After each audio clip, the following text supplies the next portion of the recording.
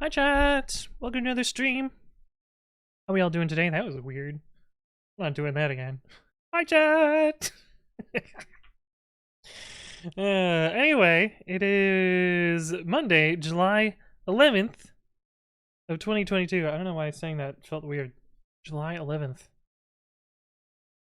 This is, for a minute, I felt like 11 wasn't a number. Anyway, we're back for another stream today. It's auto update day, so we're gonna be taking a look at that later.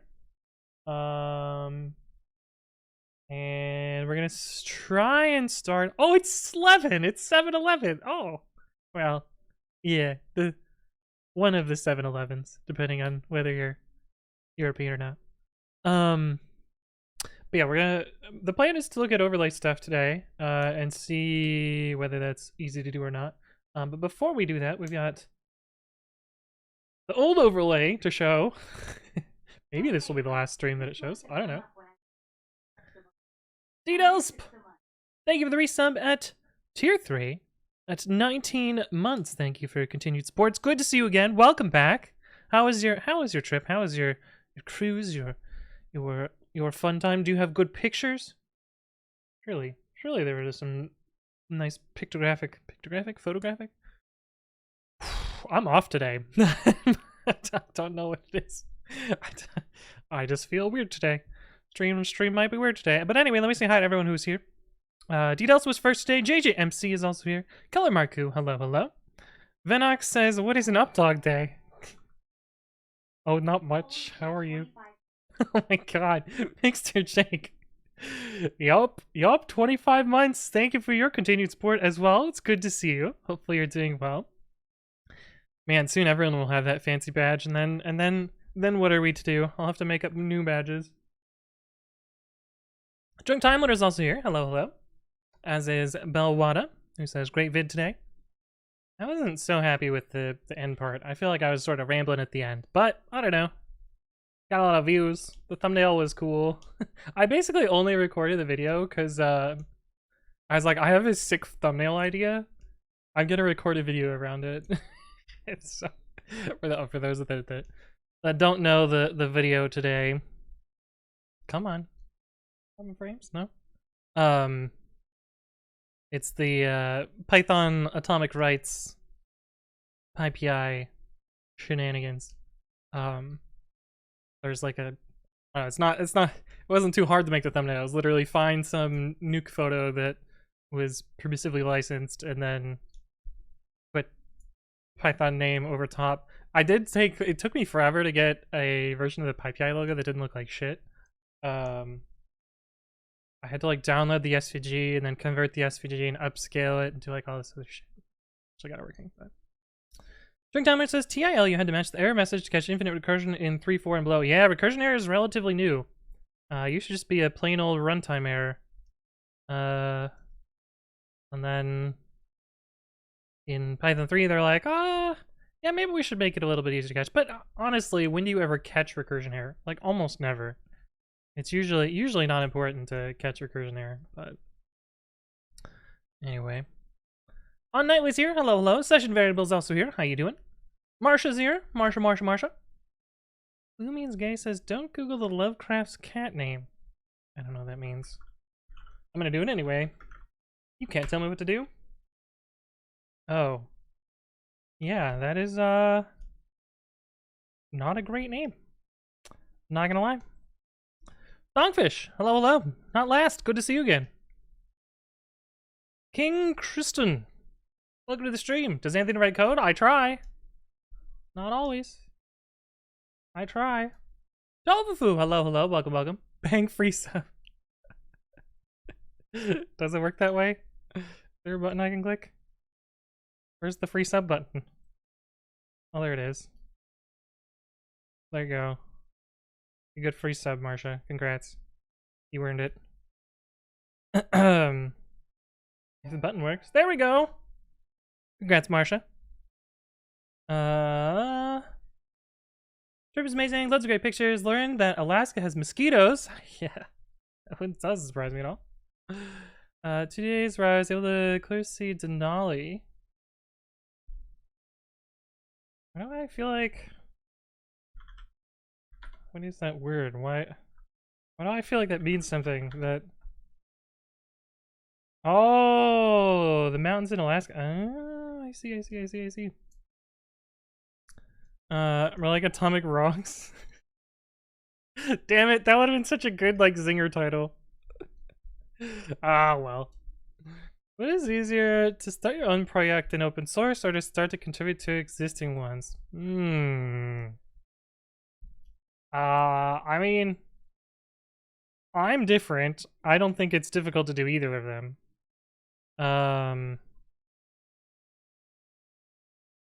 But I don't know. I feel like contributing to an existing project, I feel like neither of them are difficult, even if you're new.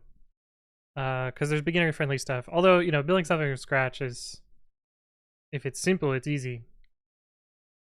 I don't know. Acetylene says he's a rambling man. It's true. I do ramble quite a bit.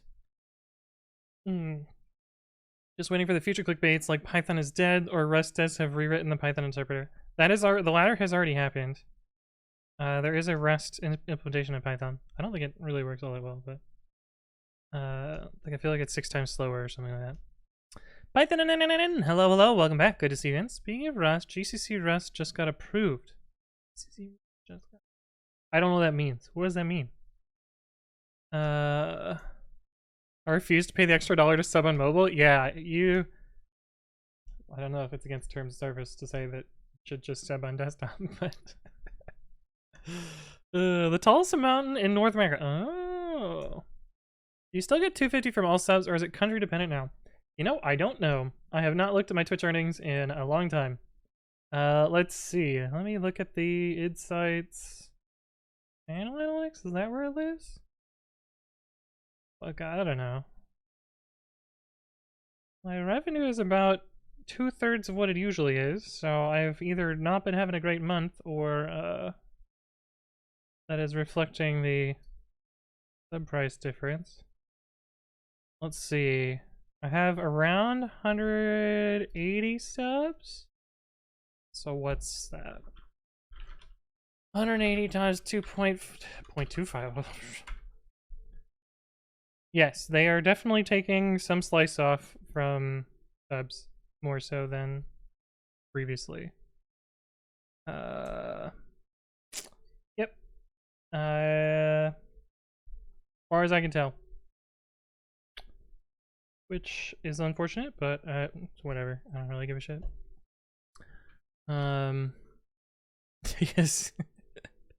This number is bigger than the amount of revenue I made last month, so... Very clearly the answer.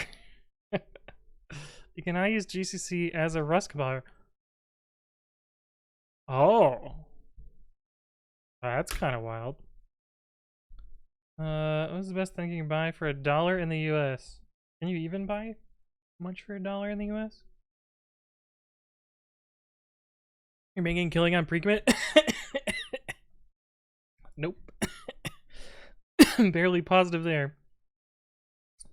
But I think I want to adjust the pricing model. Pricing model doesn't really make sense right now. It's really expensive at the current slated pricing model, and I don't enforce the current pricing model either. It's just that's what GitHub does. So I think I'm gonna adjust it. I'm probably gonna make it. I think the personal account is still at the right price, but I think like the organization price will probably be a fixed amount for a particular size range rather than per head, because charging per head, no one actually fills out that number. But anyway, yeah, so I guess I wanted to go over stuff since last time first, which I streamed Saturday. So we have a bunch of stuff on Saturday. We also have a bunch of stuff this morning. This was all stuff I did yesterday. This I did after stream. Yeah, this is all after stream. I did that after stream. Did this after stream.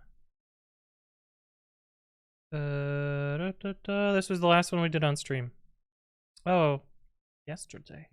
Maybe I did that yesterday instead. Yeah, no, we did this on stream. We definitely did this on stream. Yep, okay. So these are all the things I did since last time. I guess we'll go in this order. Here's Denali. Ooh, that's pretty nice. Okay, so the first thing is I was going through the mock plugin in pubupgrade to move it over to the importer plugin that we rewrote on Saturday, which had only 2 bugs that I know of so far, but we'll look at those in a second. And I noticed that there were a few other mock attributes that could get updated, notably mock.seal in 3.7 and mock.async mock in 3.8. So I changed how this generate mock info thing works. Previously it was like pip installing mock and then comparing the double under all. I changed it to use the CPython checkout and scoop the double under all out of the module file. Yeah. I couldn't come up with a good way to make an infinite loop. I guess I could have made a generator. So this is an almost infinite loop for every version of Python after 3.6. Yeah, so scoop the double under all, rewrite this replaces, and that just, all that did was add these 2 new attributes here. It was pretty easy. Mission failed successfully. Unknown commands, possible commands, yeah. Perfect. You got some wild reindeers. Oh. Nice. Nice. Nice. Where are we talking about beers? There's some sort of drink for 99 cents? Oh yeah, Arnold Palmer. Arnold Palmer is 99 cents, I believe. For one slight, well, it'll be slightly more than a US dollar. There's a bear! Look at this bear! That's a big ass bear. Nice. Okay, anyway, easy fix there. Then wait, we skipped one. Maybe we didn't skip one. Oh, then I combined the imports plugin in pubupgrade with the imports plugin. So I had to forward this along. I had to make sure that mock got rewritten. I renamed this name just because I had to do imports below, and so I felt like this name was more consistent. So this is just a variable rename there. I had to pass this along. I had to move this down.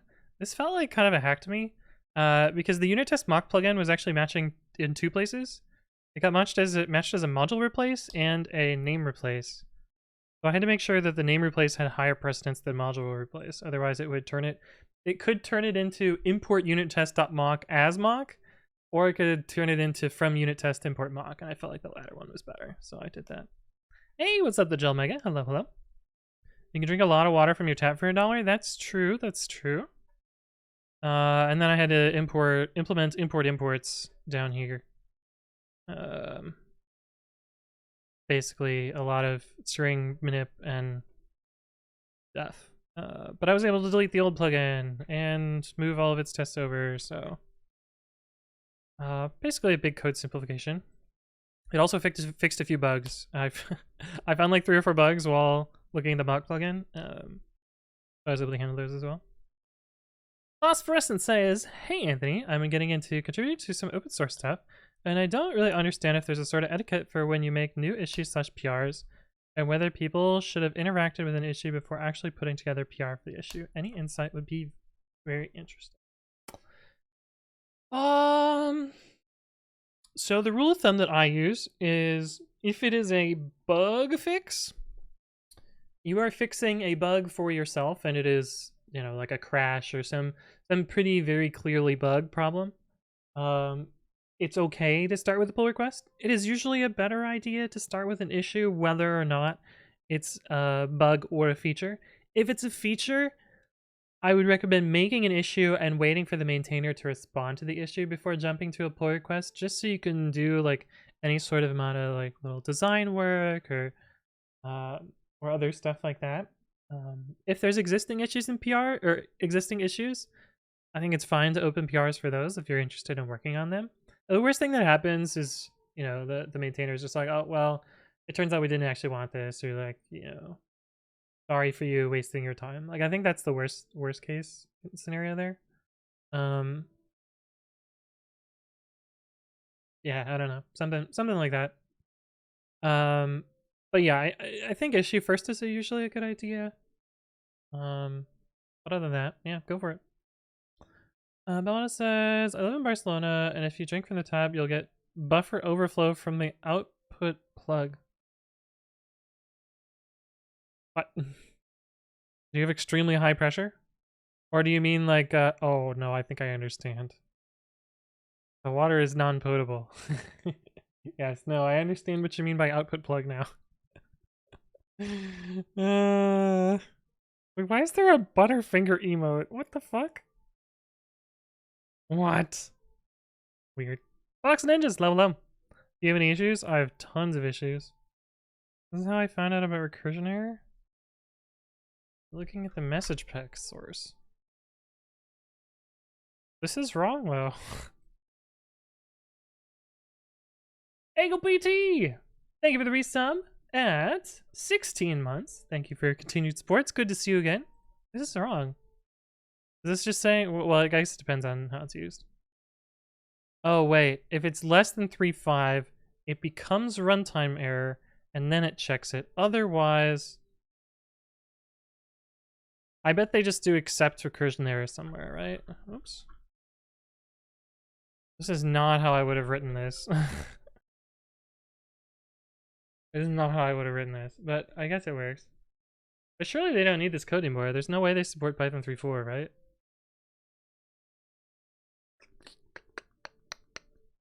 Is it, which one is it in? Got 3 choices here. Yeah, they list 3.6 here.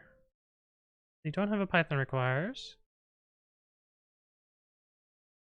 Blurp, blurp, blurp, blurp, blurp, blurp, blurp, blurp. Yeah, they don't have Python requires. This makes me think they still support Python 2 somehow. There's no way they should build some Python 3 or in Python 2 though, right? Huh. Yeah, maybe they support Python 2. Or they just didn't bother dropping Python properly. Ugh.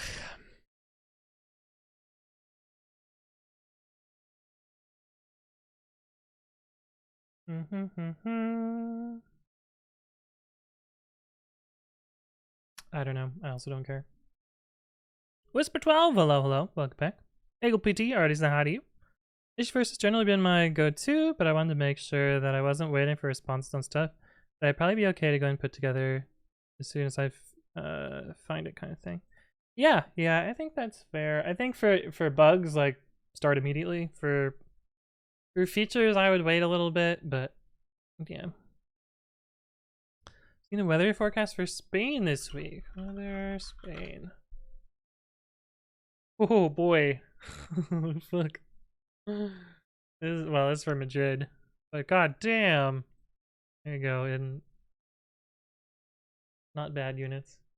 And the low is 24. That's miserable. What are the particular uses of message pack? Asks Zipla. It's a data serialization format.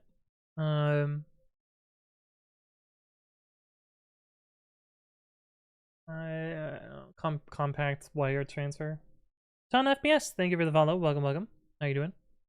More memory efficient than JSON. Is it faster though? I feel like it should only be faster over the wire.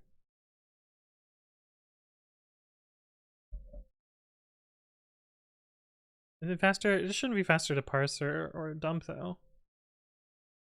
Have you ever worked with parquet? Parquet? I don't fucking know how to pronounce this. Surely it's parquet. That's what the Frenchman Belnathas is gonna tell me. Mr. Anthony Sosi. Okay, so the context of this is the CEO at Sentry dropped a calendar meeting on my calendar for like middle of August, like a month out. and somehow managed to misspell my last name. Just like accidentally a few letters. Not in any like particular order either. I was just like, huh, that's a new one. Okay, well. Inside our flat, if I switch off the AC, the temperature can reach 30°C. Oh. Oh. But yeah, I have dealt with parquet files. I feel like I was not a fan. I can't remember why. I feel like they're like, are they pickles? Oh, of course, that's gonna be Python. Sure.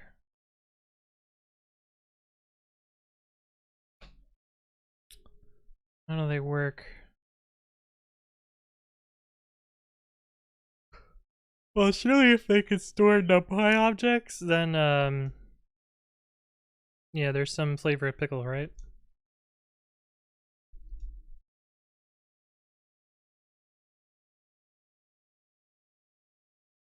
I don't know. I remember we dealt with them at Stripe, and I remember them being a pain in the ass and being really slow during import time.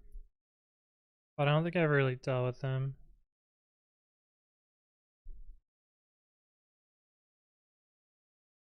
They're like the Pyro bullshit. Oh, yeah, I remember trying to upgrade Pyro and being like, oh yeah, I can't unpickle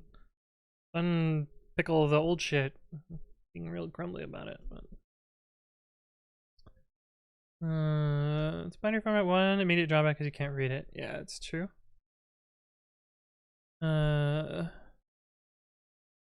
Food is nice and summer people walk in fewer clothes. Yeah. Parquet, are we still talking about butter? No, we're talking about the other thing. Sounds a lot like you pronounced it like bouquet. Yeah, I think they're both French words.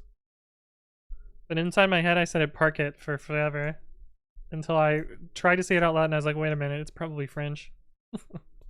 The description says it's useful for data exchange across multiple languages, so no use case if all the development is done in Python.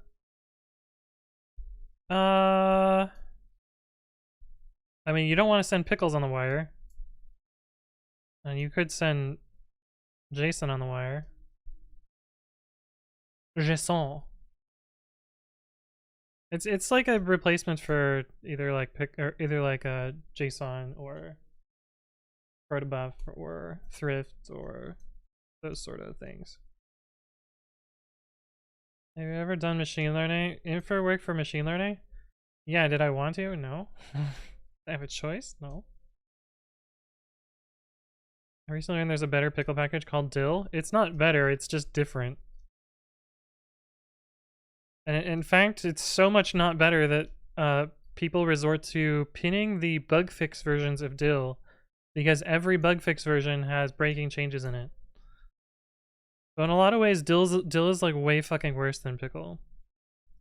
I tried so hard to get rid of it at Stripe because we ran into so many problems with it, but it's like baked into the guts of Airflow, and so you like can't pull it out. Also, there was a security vulnerability in some version of dill, and like we couldn't upgrade because we had dill pickled database objects just fucking chilling out in S3. Just such a pain in the ass. We did eventually get it upgraded, but we need to like wrangle like 10 teams to be like, just blah blah blah, regenerate your pickles again. That's the worst too, because it's like some random data scientist's notebook that they made in like 2018 and uploaded the output of the notebook to S3 and then left the company. And then in 2021 or 2022, you're supposed to like sit down, be able to, import that data, and then trust that the data generated years ago is accurate, valid, or representative or useful, but also like somehow upgrade the libraries around it at the same time. Really a unsolvable problem.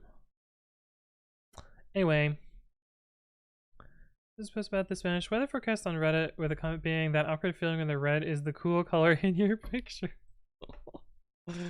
Oh no. Oh my god. Holy shit. Uh, uh, that's some Spain without the S, as interesting would say.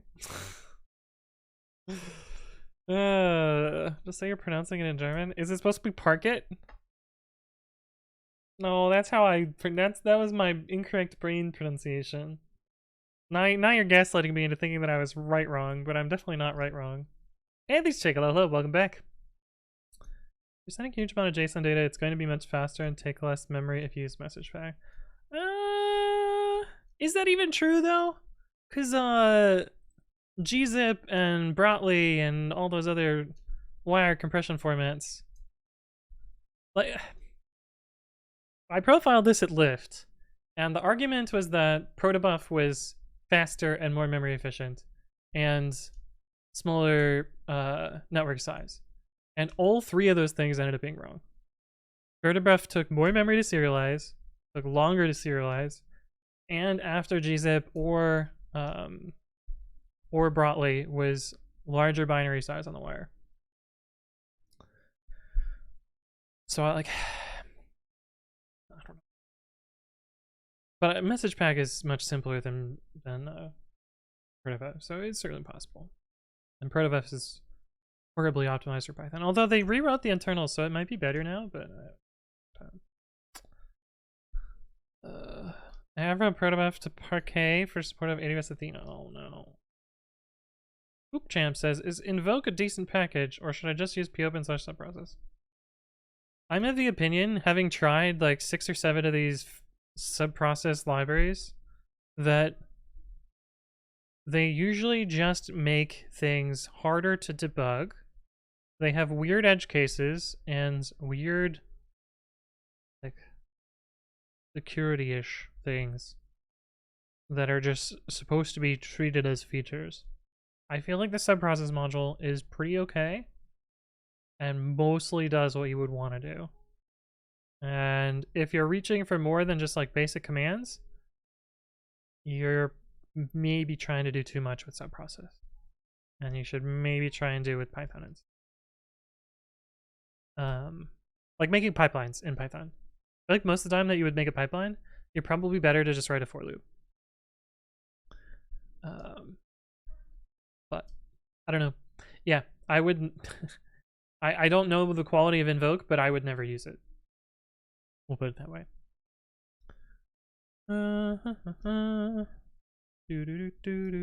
Time investment is tiny, just message back dump, message load. Yeah, the problem is like providing a public API with that. No one in their right mind would want to consume a REST API that dumps message back. It's really just service to service that you would use it for. But yeah, as Drunk Timer says, try it out and benchmark it. You don't want to just randomly do something just because somebody said. Like, make sure it's actually going to be worth it for your use cases. Data scientists should have never been trusted with deploying binary data straight to prod. I know, right? Everything's always terrifying in data lands. You're telling the reasons why I'm moving from data to software engineering. Yeah. Hearing the word database just simply triggers my PTSD from a last week bug with Whiskey E to E3. I don't know what E to E3 is, but I don't know. Parkour, yeah. Goldfarm says, what's the temperature in California? I don't fucking know. I'm not in California. Let's see about what it would have been in my old place. Yeah, 65 and partly sunny every fucking day. Wait, for it? Oh, I have Daly City. Oh, in San Mateo. Yeah.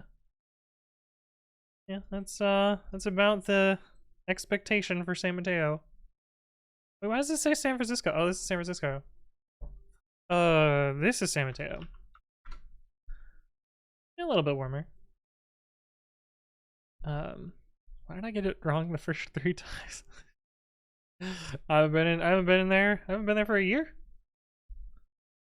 Well, yeah, I'm in Michigan. I'm in Oxford, Michigan right now. And it's hot and it's supposed to rain. I have the window open. Zipla! Thank you for the sub. Appreciate it. At tier 1. Fancy.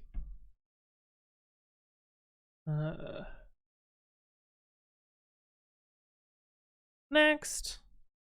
Name's got Parkit and PyPI for a future meme project. I think I gotta stop making meme projects after they become critical infrastructure on PyPI. It's so stupid. Actually, how dickish would it be? Does anyone here know the answer? If you yank a package, not delete it, yank it, does that just cause it to like terminal spam when people install it? Does anyone know a PyPI package that's yanked? I guess I could try that first. Also, can you yank every version of your package? Because I feel like I should just yank every version of any deprecated package that I... Does anyone know the answer? Some version of requests? Is there a version of requests that's yanked? One fucking timer to get me to install requests. I guess we could do Control U, that's gonna be easier. Yank. Oh, Control U works in Firefox now. Look at that. Do they not use the terminology yank in here? These are all just requires Python. Okay, there are no request versions that are yanked. What about cryptography? Really, there's a yanked cryptography. They like to exercise all the fancy features of PyPI. Blurp, blurp, blurp, blurp, blurp, blurp. Oh, here we go.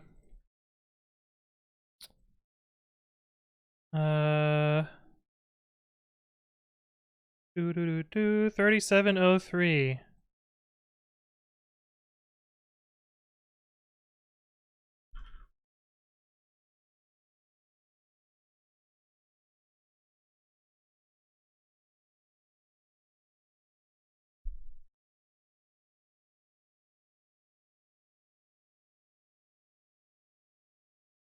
Huh.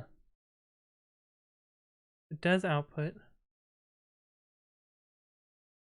Bandit 163 was yanked as well? Does anyone know a package where the latest version is yanked?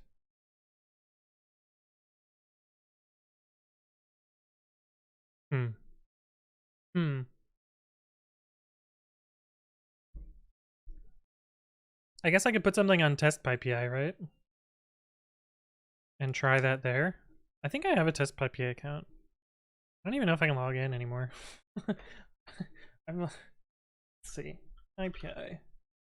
Imagine if I had critical packages on test PyPI.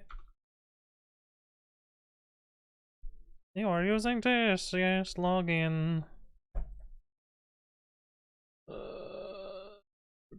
PyPI. Copy this, paste to here, copy this. Session invalidated by password change. What the fuck does that mean? Hello?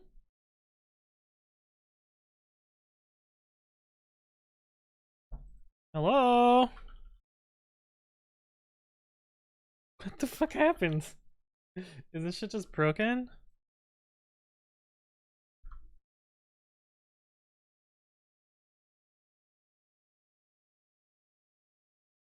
Well, that was weird. Don't know what that was about. Obi-Wan! That's a great name. Thank you for the follow. Welcome, welcome. You got a cuddle a future sled dog. That sounds adorable. What? Oh shit. Arianka, thank you for the follow. Welcome, welcome. Hopefully you're doing well. PyPI is trending for me on Twitter. Oh no. The reason I'm talking about Parquet is I'm trying to build a local database to store about 5 terabytes of pandas data frames.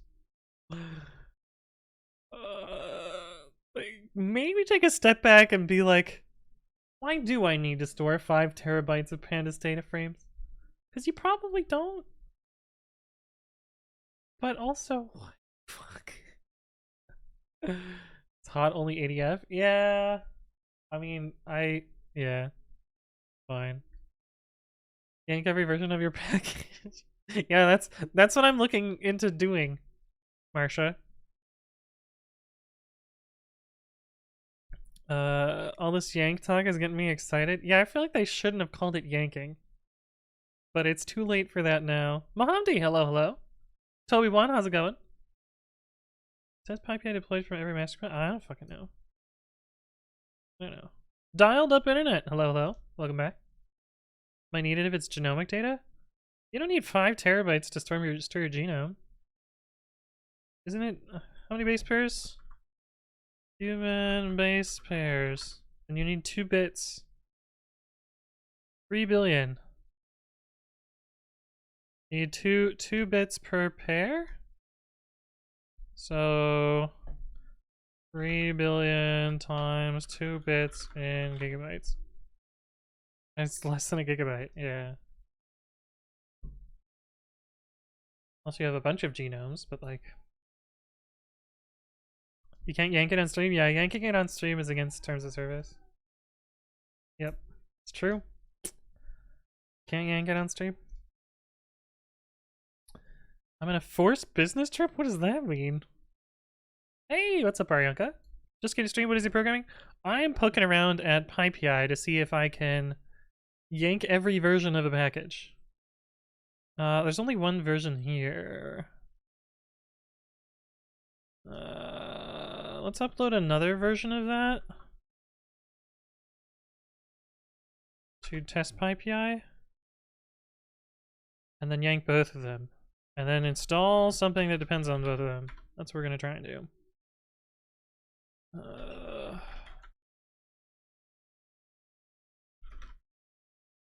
We already have a Y directory. Okay, cool. Oh, there's no way I have a token, right? Shit, we're gonna have to generate a token. Well, you get to look at my face while I generate a token.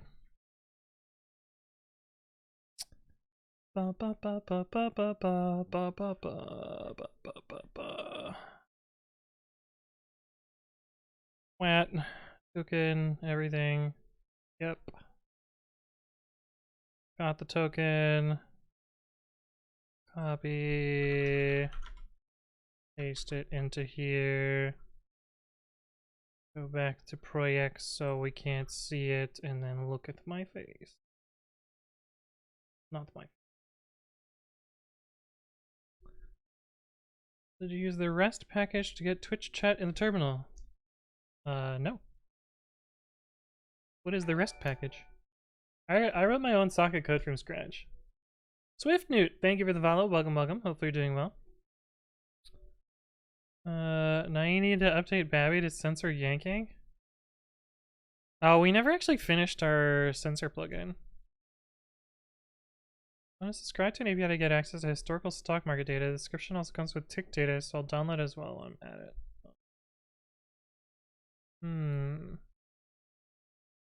Not sure the version where you yank every viewer. Oh no. They flew me to Illinois for a week. Study bioinformatics, and the problem is not just one genome, it's various versions of the same genome. I see. There's this emoji that you posted here.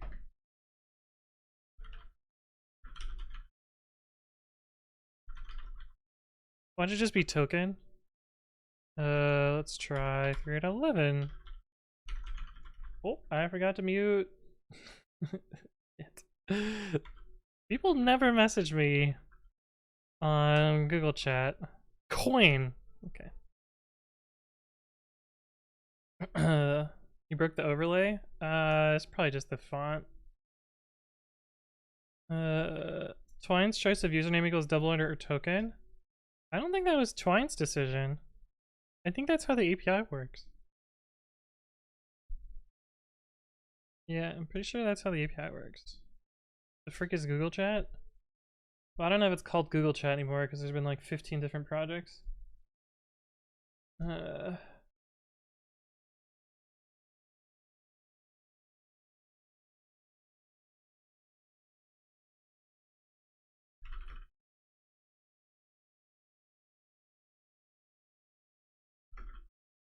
Hang on.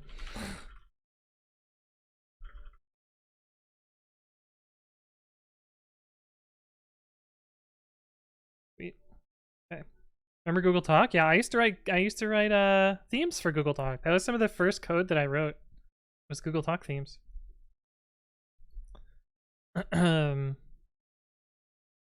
way back when. What the fuck was I doing? Oh, we were gonna try and upload this somehow. I don't think this file has creds, but yeah, because I'm pretty sure it's checked in my public GitHub. Yeah, apparently I've already set this up. Okay, so we have this here, and I think I can do twine upload -r py test. This wheel with token is input. PI test, not dest.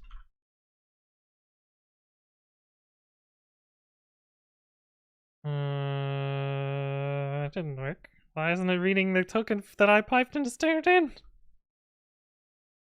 Input.readline.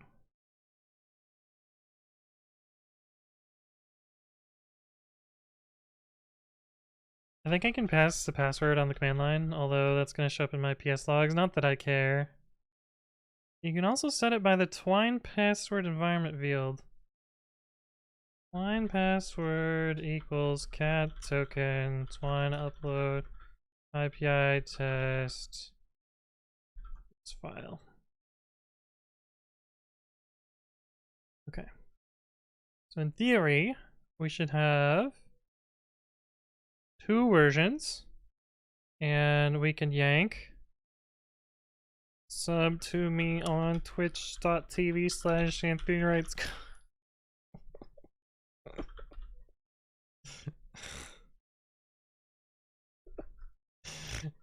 Hi there.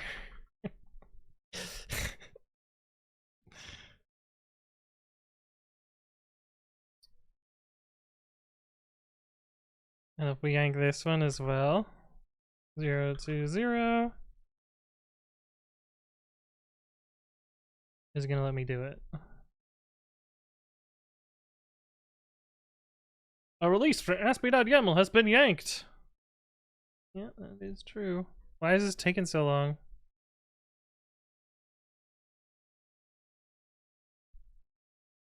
This kills the crap.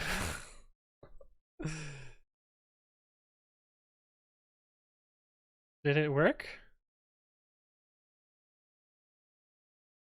Dude, why did that... Hello there. Oh, it worked that time. Well then.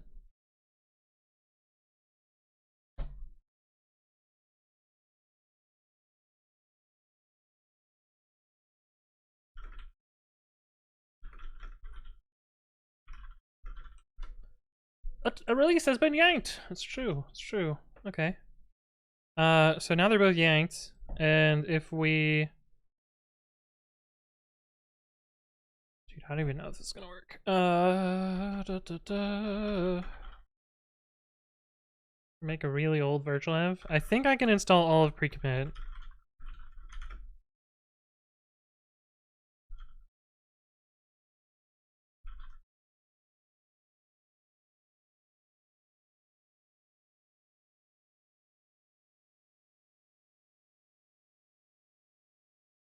Wow.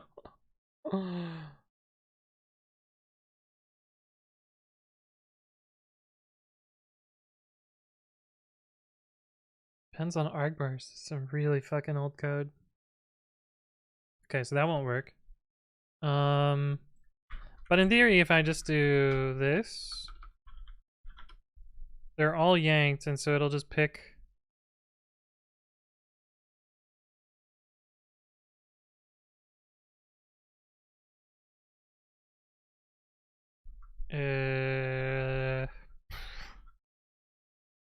Forgot it has a dependency. Maybe it's a poor one to pick. Huh. That didn't mention the yanking at all. Oh, because it just installed the public pipe one. Fuck. Ah.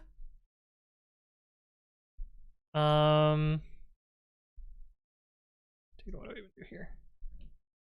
We can make an HTTP server that looks like PyPI.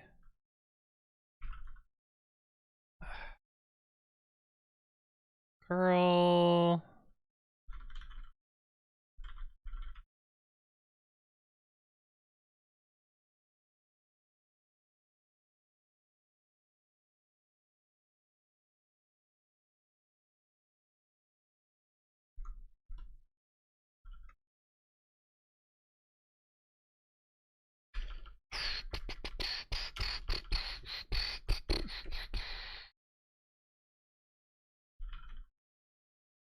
like that. I think that's all the things we would need.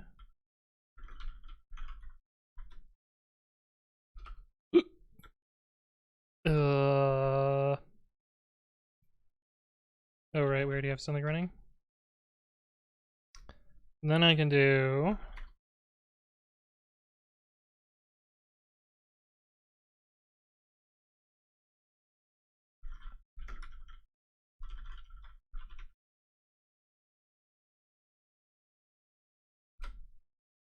shit. Do not find a version that satisfies the requirement from versions none. What? Oh, did I not curl with redirects enabled, so it's an empty file? Fucking goddamn it.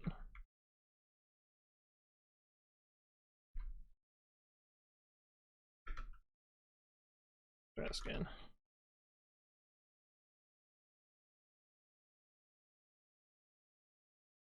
Oh, and then I stop the server. What do you mean?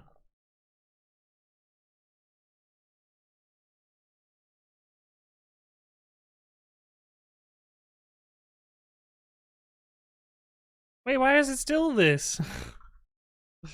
Is curl-l not curl-location?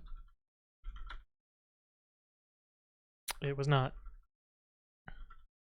It apparently means something else. Okay, so now if we run the server, now we install it. Could not find a version that satisfies from 020.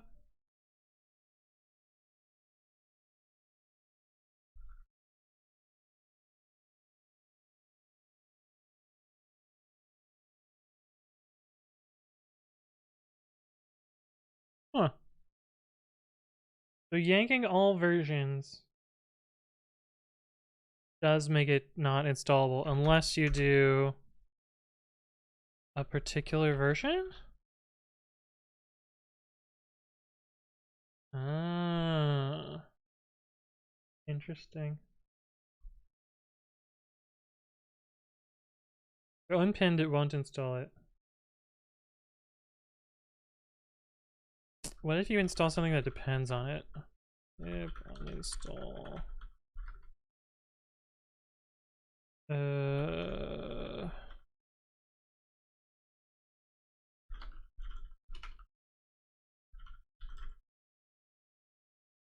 can't yank stuff after 48 hours release? No, it worked.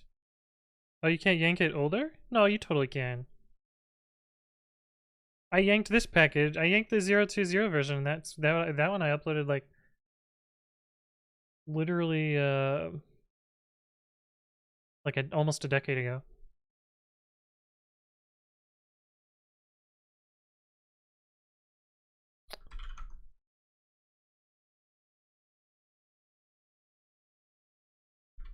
Fuck, I don't remember where it goes into the setup.cg, so I'm gonna put it in here.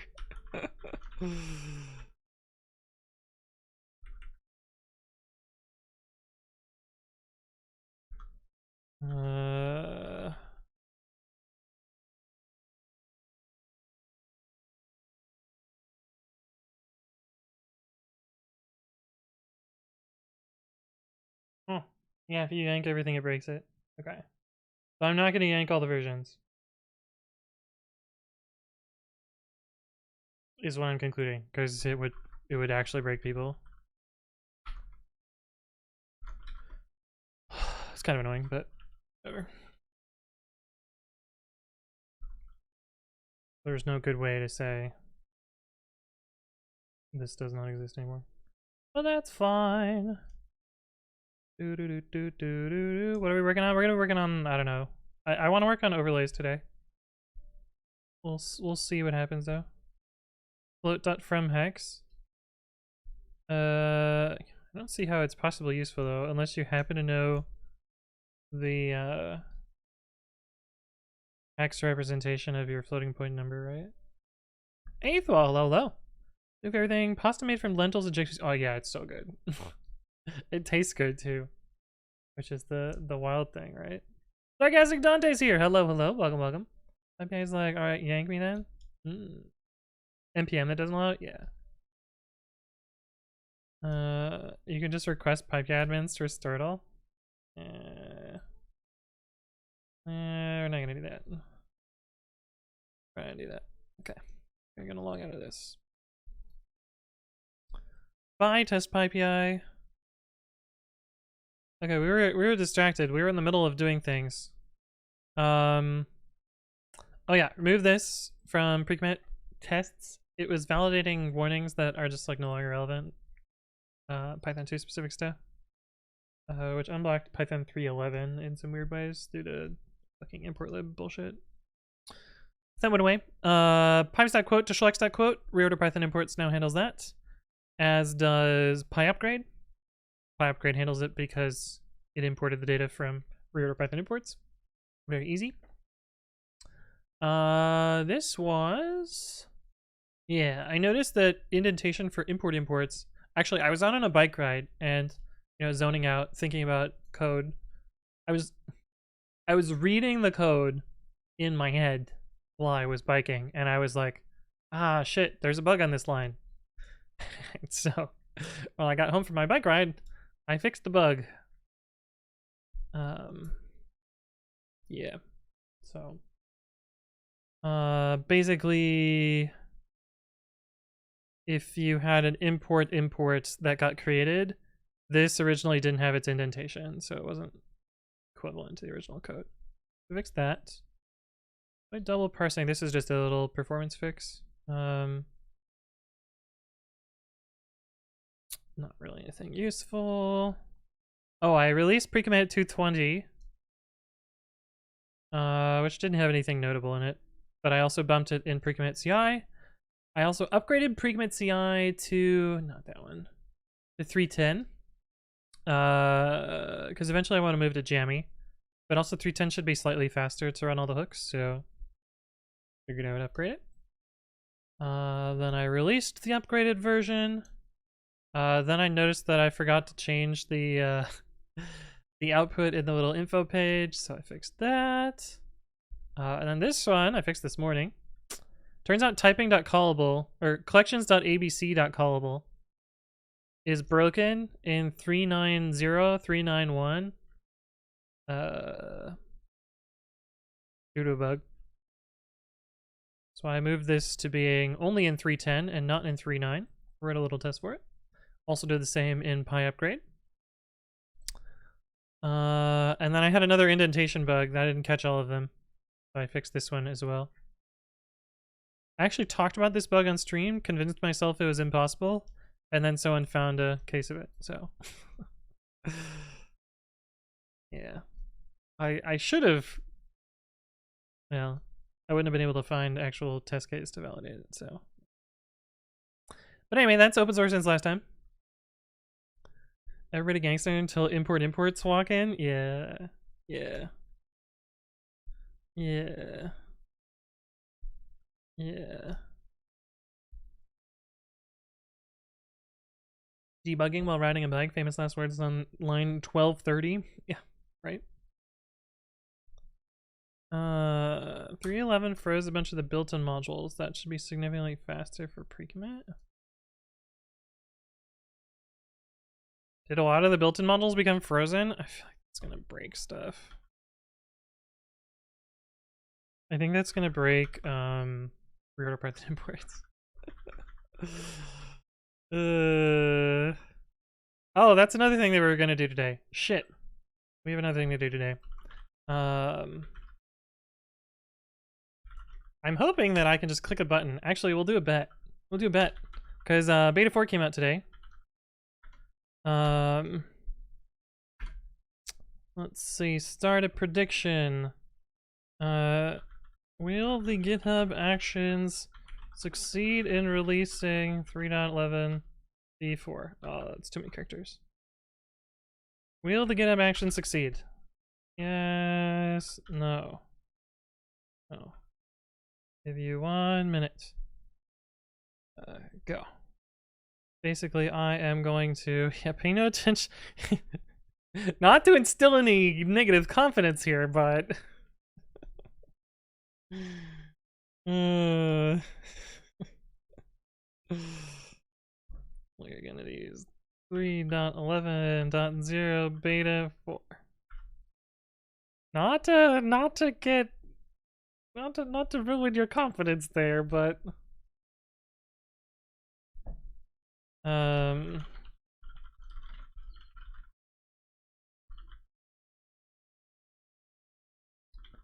do I call it? Classify imports. This might be broken in 3.11.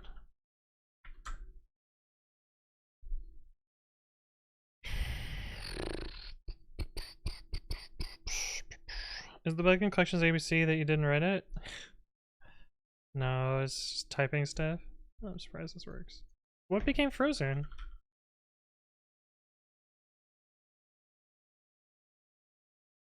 OS is frozen. Well then how does this work?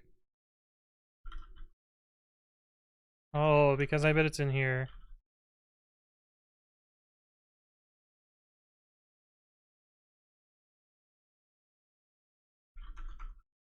Or the code is still on disk? Yeah, the code is still on disk. Okay. The reorder Python imports will still work because the code is on disk. Daughters will succeed. Wait, did the poll end already? I missed it. What did people say? Prediction. We got 4 people for yes, and we've got details for no. We got 9 people for no. Okay, well, we'll see. Oh. And actually click at a button. And we'll see what happens.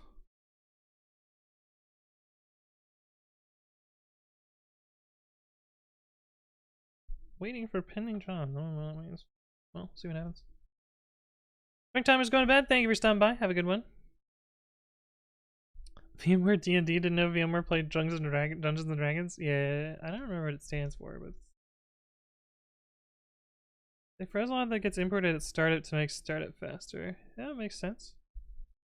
I'd say no. Anthony proved them wrong. Hey, none of whether this succeeds or not falls on my shoulders. This is entirely, you know, did the mscripton build break the release again, right? Sandra says, "Hi Anthony, appreciate if you know the solution to my case. Imagine a package with a positional argument, which is a file, and the user can use options to specify a range of lines in that file. What's the best way to implement this?" Um.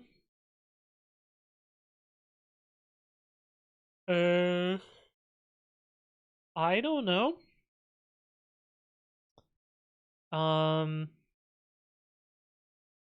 I think the former feels nicer from a command line perspective. The problem with the former, though, is from is a keyword in Python, so it's gonna be really annoying to pull it out of the arg parser. Yeah, I don't know. I don't have a good answer. But as long as you like make it consistent and document it, like I think it's fine. Any favorite number is 2520. It's the smallest number divisible. Is that just 10 factorial?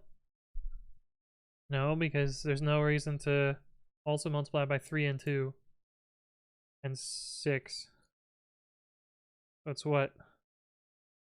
N times 9 times, oops, 9 times 8 times 7. You don't need 5. You don't need 6. You don't need 4, 3, or 2. Wait, why is this number bigger? Oh, because you don't need 10. Yeah. Interesting. Cool. Neat. Try import time waterfall? Ooh, yeah, good call. Virtual lab. I don't think it's gonna make too much of a difference for pre-commit. Because most of pre-commit startup is spent importing PyML.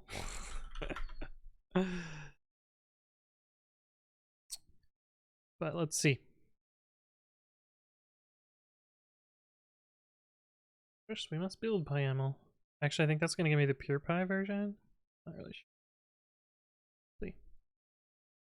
First one's either, the second one needs a regex. You don't need a regex, you could use split.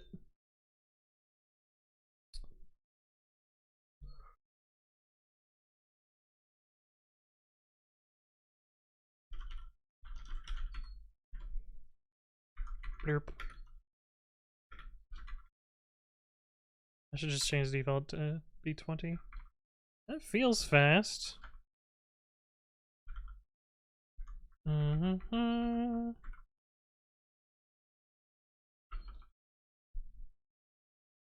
80 milliseconds faster? That's pretty good. That's pretty good.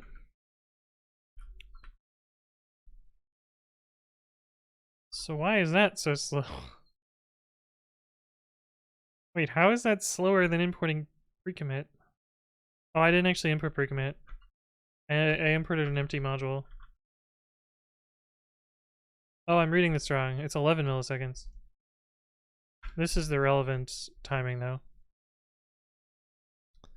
Yeah, I was doing higher resolution, higher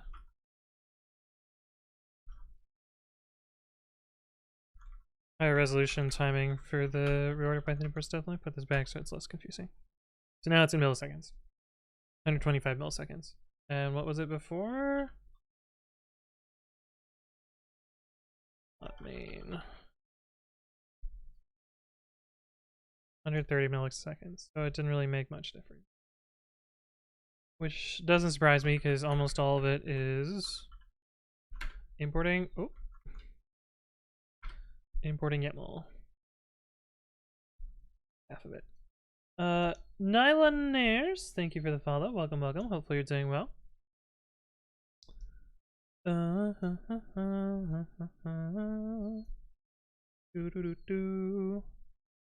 of 1729. Almost number is the sum of two cubes. Oh, interesting. Cool. What if the user inputs invalid data? Well, then you validate it. Is digit? Is ASCII? Like validating with regex is harder. Or you just call int on it. Although int allows some stuff that you wouldn't expect, like weird Unicode characters. Alright, well let's actually use import time waterfall. That was the point of this, right?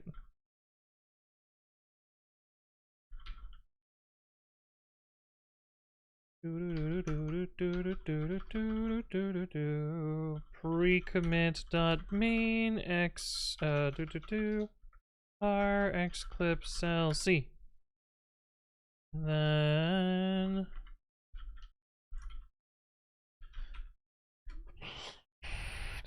char viewer.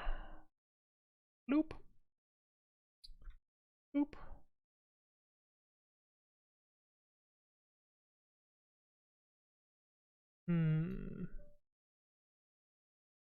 Dude, logging module, what are you doing?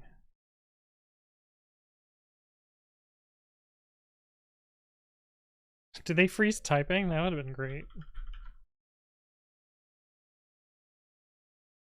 Nope. Why can't they freeze the typing module?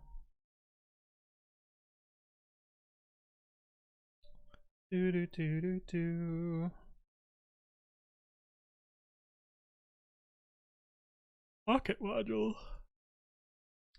Email utils. Oh, fucking import the metadata. Why does it need all this shit? Recommit.kit? Oh, that's where the YAML comes from. I was gonna say. Why is this module expensive? Because lol YAML. Wait, why does it import MSVCRT?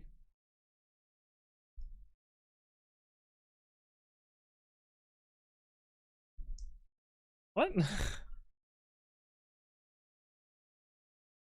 I thought that was a conditional import. Yeah, it is.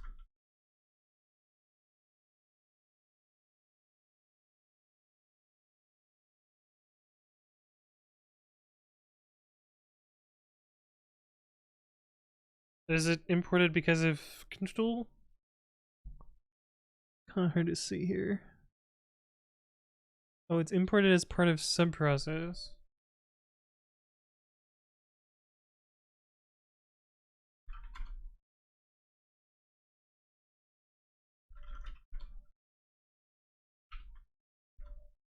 Oh, I see. Use the presence of MSVCRT to detect Windows-like platforms. Oh, they would do that.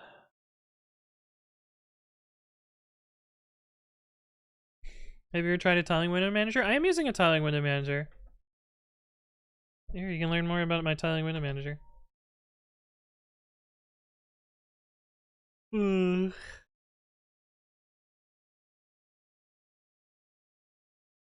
commands are A, then B other than 1015. I gotta check the values. Regex may help. I feel like regex may make more problems. But need some fresh lemonade, drank 2 glasses, now my tongue hurts. 85 filter! Hello, hello. Welcome, welcome. Microsoft Virtual Cathode Ray Tool? I thought you were going to bed, Drug Time Lord.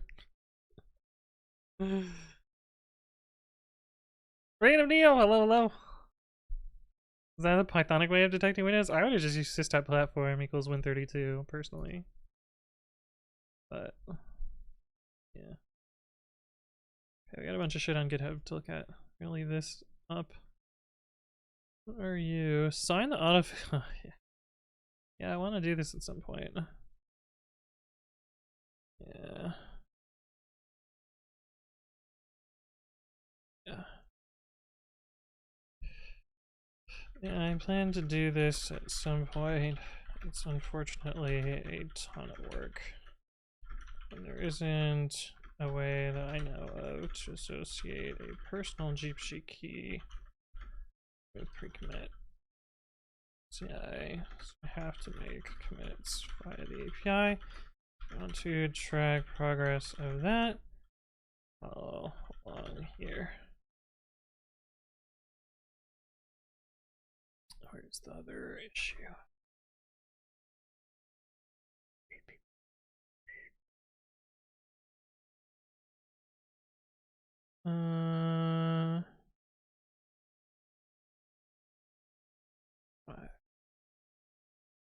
Pretty sure you can turn it off for individual users though.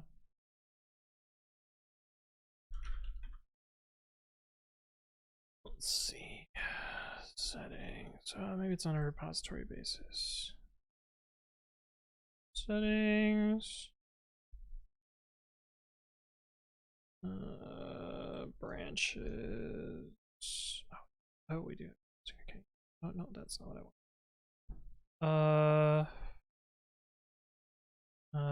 We'll just use this.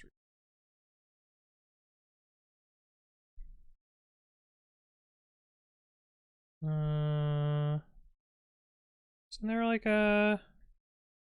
Swore there was a way to allow. Maybe this is only in enterprise repos. Dude, sign commits are so stupid.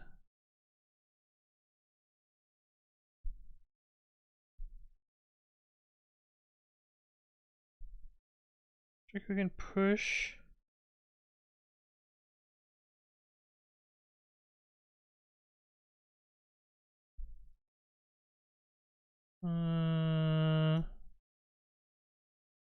Yeah, I feel like there's a way to do this. Yep.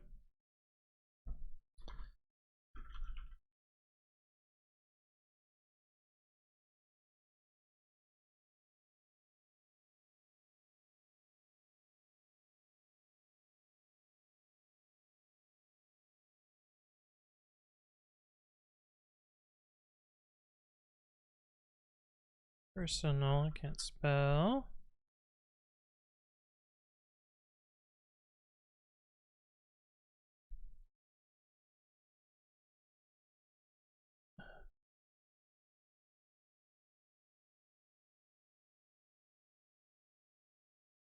Anyway, a lot of work. I'm not gonna work on it today. Wantiams, hello. Are you using an IRC client for Twitch, or is the bot you created? If you do bang bot, you can read the code. Say Connor, thank you for the follow. Welcome, welcome.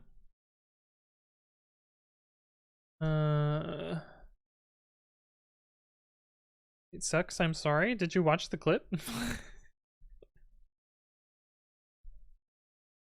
I don't think you even watched the clip.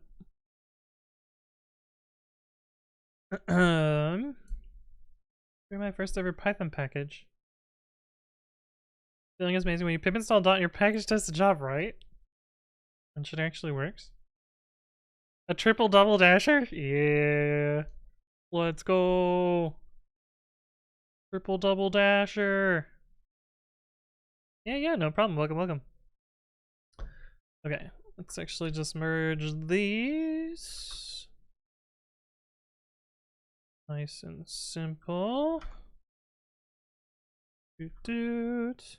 Oh, I forgot to do that at work today. I was gonna upgrade upgrade. Did I miss a tropal double dash? You did. You did miss. Oh.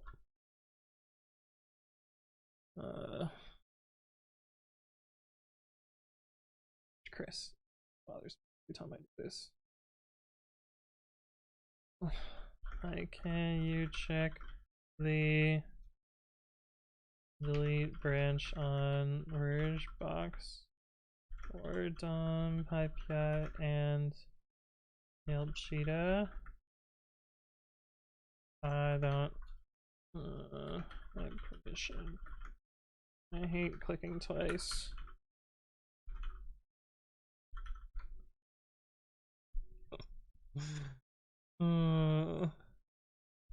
Anyway. In the way. Oh, there's more. Where do they keep coming from? Oh, GitHub support finally got back to me.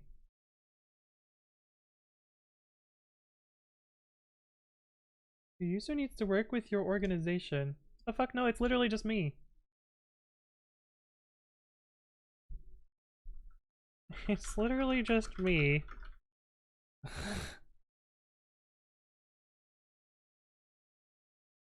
I'm trying to access the supplier website.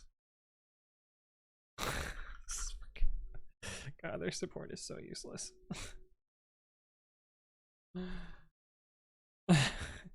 So I have to have a special Microsoft account so that I can manage payments for pre-commit CI. And Microsoft recently changed their supplier agreement and are requiring users to log into their supplier account and accept their agreement so that otherwise they will delete the supplier account. So I really don't want pre-commit CI to go poof. And so I've been back and forth with support being like, hey, can you let me do this? And they're like, oh, you need to contact your IT team. Like, yeah, let me just contact my IT team real quick. It's literally just me.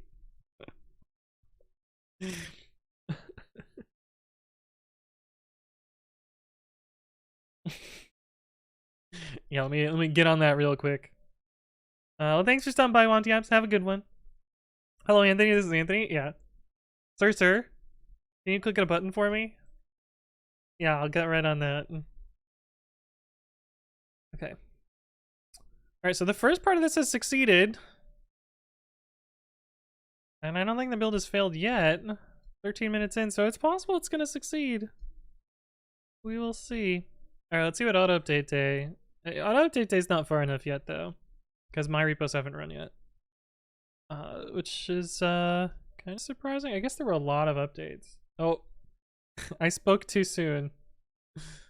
I spoke too soon, chat. My repos have started. Yeah.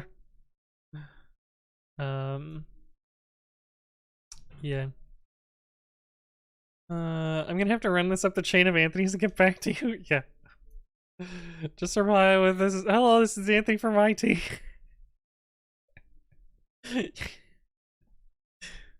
Yeah, what button do I need to click? Okay, but it's not done yet. It's right at the end though. The last 100 are usually just me. I am this spike that's growing right here. A little spiky today. So I had this crazy idea about how to make these spikes less spiky. But I don't know if it's a good idea. So this period from here until here is all auto update day, and you can see there's like some pretty big spikes. This is actually kind of interesting, like a ramp up.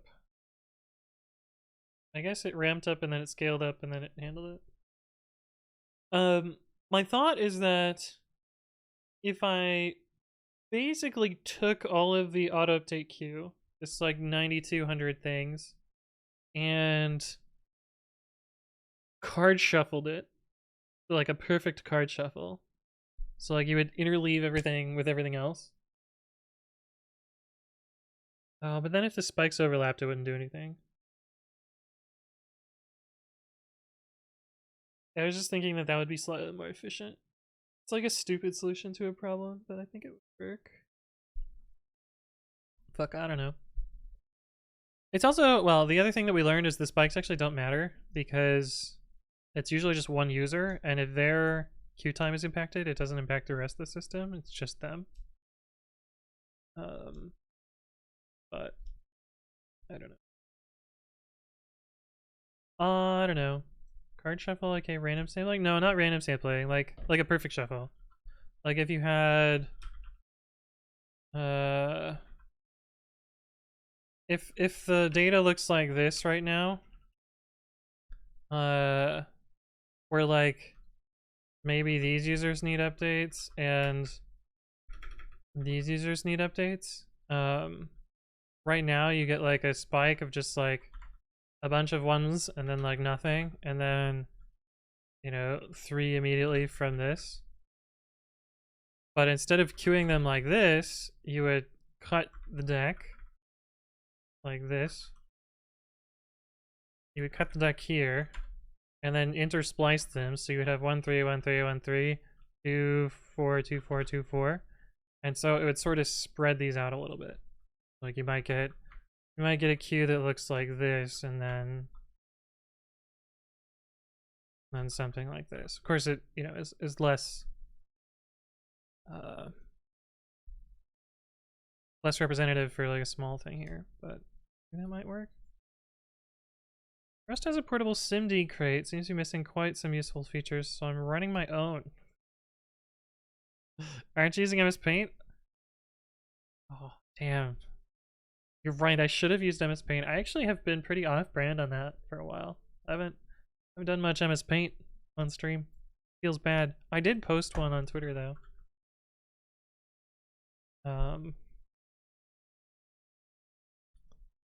I made this one at work.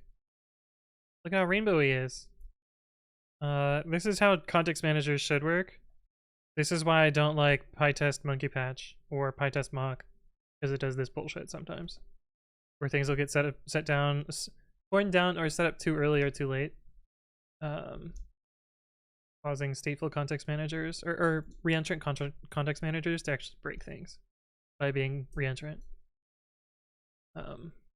But yeah. Anyway. Okay, I think reading this correctly. Have you gotten to 0? I guess, have you gotten to 0 is the better question. No. Still 60 left. Okay. Where do you get all these wonderful emotes? Marja has lots of emoteful subs. Well, some of them are mine. Like you've got all the. I gotta stop playing with scissors. I'm going to cut myself. I should not do that. Okay, these are still going. All right, so the other thing that I wanted to do today is which WebSocket? There's like a pubsub, this one. I want to see if I can use pubsub with the OAuth token, the IRC OAuth token, to receive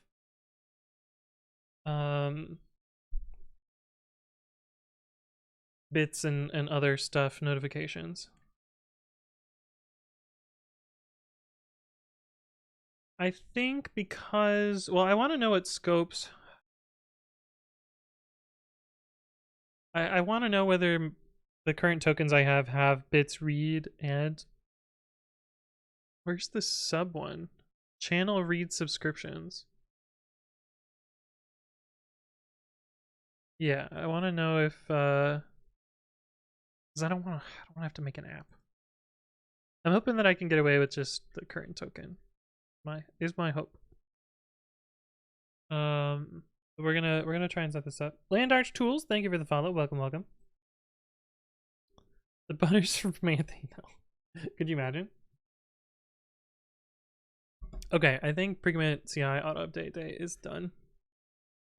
So actually, we're gonna merge those first before we look into the stuff. Are you ready for the most satisfying set of clicks that you're gonna get today?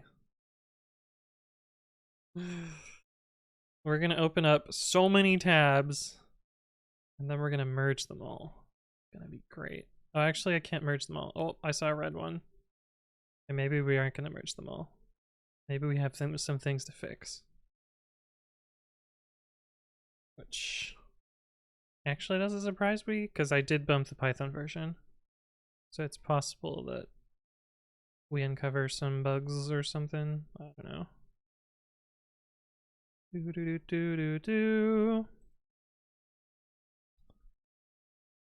Okay. Found them all open in tabs. Let's make sure I didn't miss any of them. We did miss one. All right, let's start merging them. Not ready. That one's not ready. This one is. I'm gonna zoom out a little bit more so I don't have to scroll. Okay, cool. It's not done. This one has error. Oh, did my Pi upgrade today too?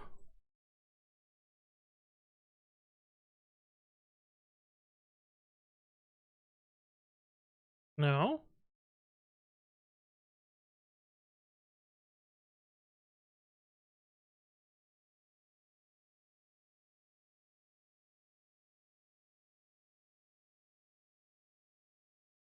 What?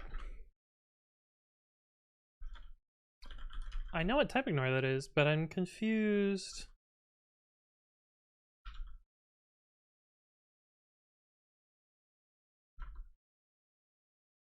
I'm confused. It's this type ignore here. Oh, that's actually kind of annoying. What's the right way to do this? Can you type ignore a type ignore? Because in Python 3.8, this type ignore is needed, but in Python 3.10, MyPy ignores this branch entirely.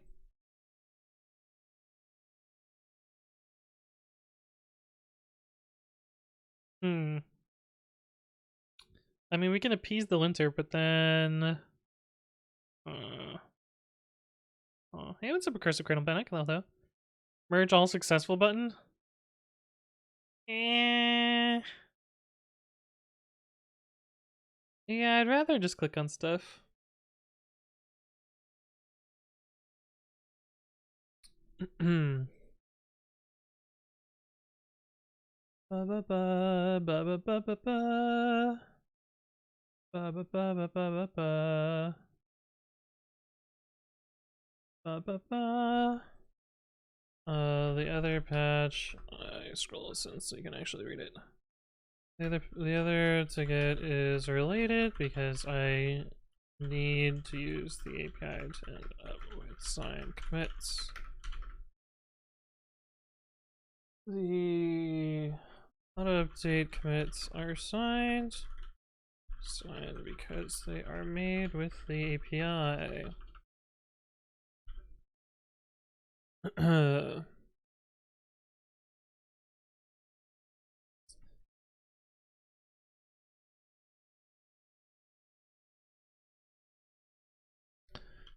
and autofix ones are not.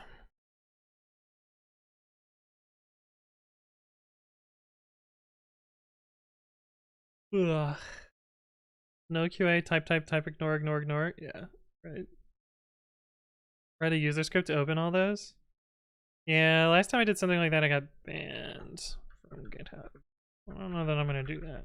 I'd rather click manually. I don't think there's a good solution for this.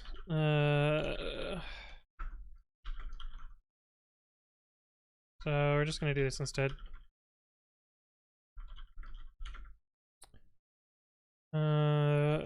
Remove unused type, ignore, and it's gonna fail. MyPy is going to fail here.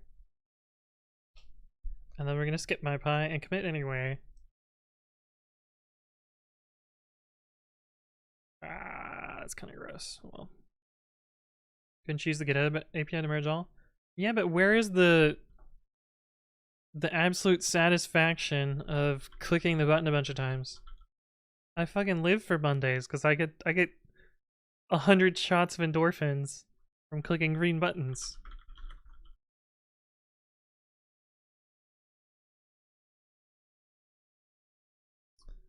Zoom out again. And I do actually want to check that these are doing the right thing, because sometimes they don't. So I'm doing my due diligence. Yeah, like this one is broken, for example. Well, it's not broken yet, but it's about to fail there. So we actually can't merge that one. But yeah, other than that.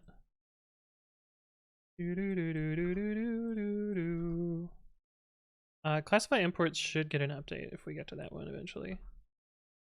That one should be different than all the other ones because I changed I changed how classify imports works. So classify imports classifies classify imports differently.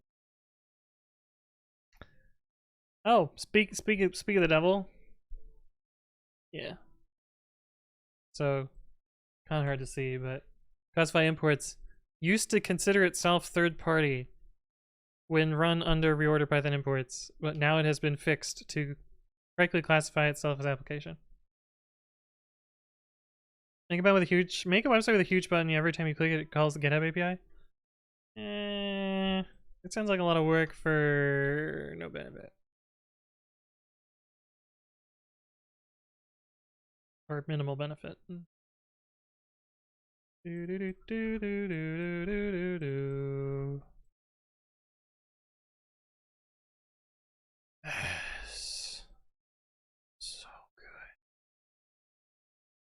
good.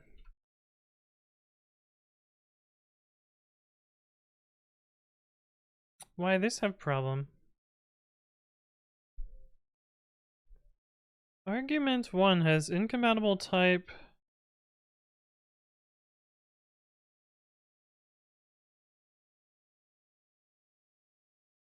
Callable match class. Oh, probably because I have the wrong type annotations and I just was never using Python 3.10. Yeah.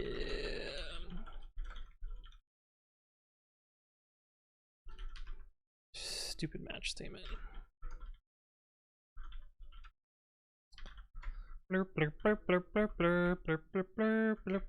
Yeah, like this says match class. Oops. Match mapping. That one's right. Okay.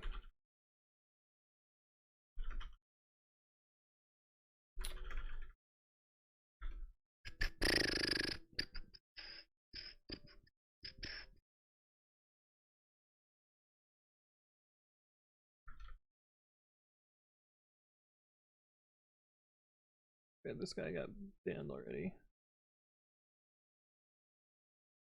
Usually don't get DM spam on Twitch. But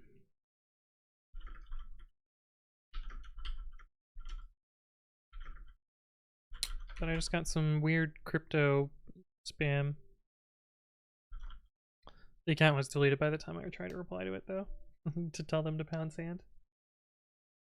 Bloop, bloop, bloop, bloop. Oh, wait. I can't merge that yet. It's got to actually run the tests. Recommit CIs should be done, though, but... Bloop, bloop. What happened here? Oh, we opened this one twice. Yeah. And it is still failing. Fine. We're gonna need you in a bit. And now we repeat. This is still not done? What is it doing? Maybe we refresh. No, still not done. Amazing. Okay. Gotta pat ourselves on the back here. Good job, me. Approval. Web3 Java. Hey, future F strings is more popular than Web3, so don't need that crapto going on here. Bloop, bloop, bloop, bloop. Bloop, bloop, bloop.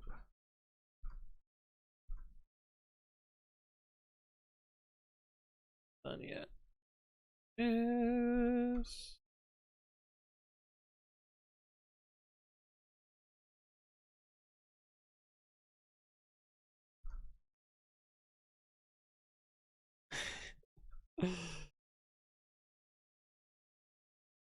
Sorry if this is boring. This is therapy for me, so.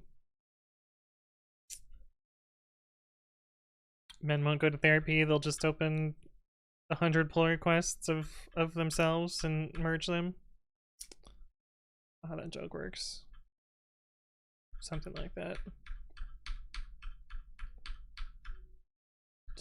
You hit the double whammy too, because then I close all the tabs in response. The best part, right? And almost by the time that I close all the tabs, the rest of the PRs are done. Almost. Not quite, though.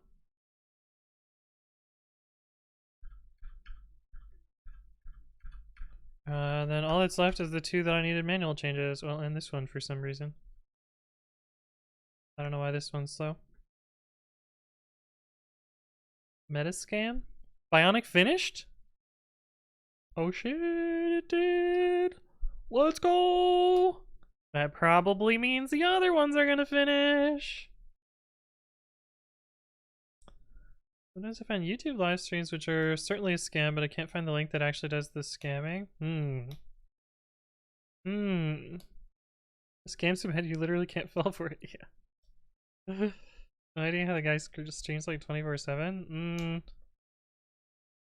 Good old Elon Musk live streams. Fake scammy shit too. Okay.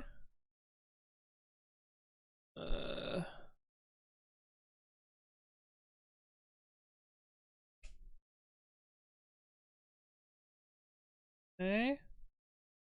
Now I need to mark these all as done just to make sure I didn't miss any of them. So we got a green one here.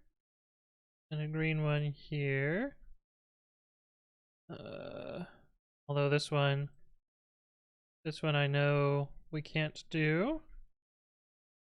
Done. This is the only thing that I use GitHub notifications for is auto update day. Done. Did I miss a green one? I must have missed a green one. Shit. We'll get it next week if I missed it. How come some of your repos use GitHub Actions and some use Azure?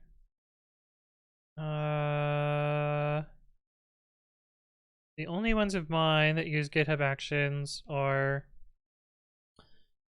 precommit.com, all of the precommit CI ones, precommit.com, Pigment's PyTest, Pigment's precommit. That's it. I use GitHub Actions on the ones where I need a privileged token and I don't want to use a personal access token. Everything else I use Azure because it has better features.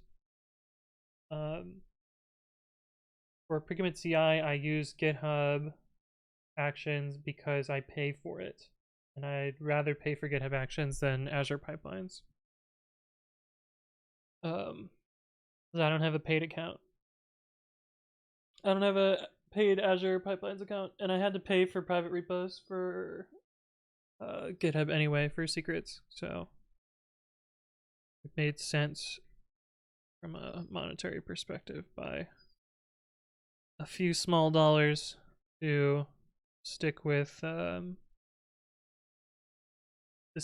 Actions. Mr. Wormhole, hello, hello. Are we all live after the 2FA pipe guy fiasco?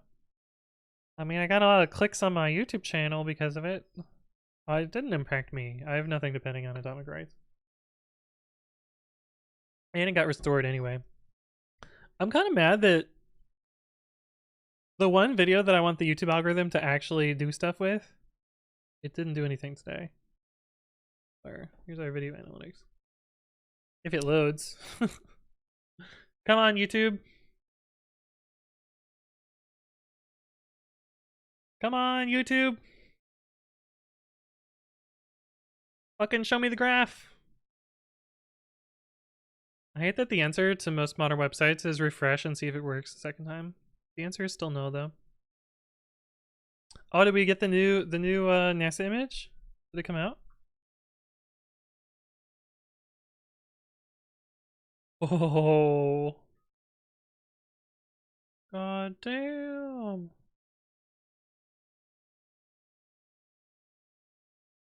That's kind of sick.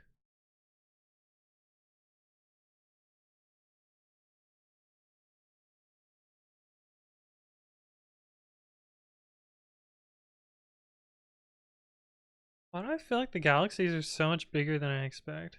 Also, what is this big bright thing here? Pretty cool. Is your prediction thing end? No, it's not done yet. We haven't. Oh, here we go. Yeah, so this is the slope of a line that the algorithm has not picked up on.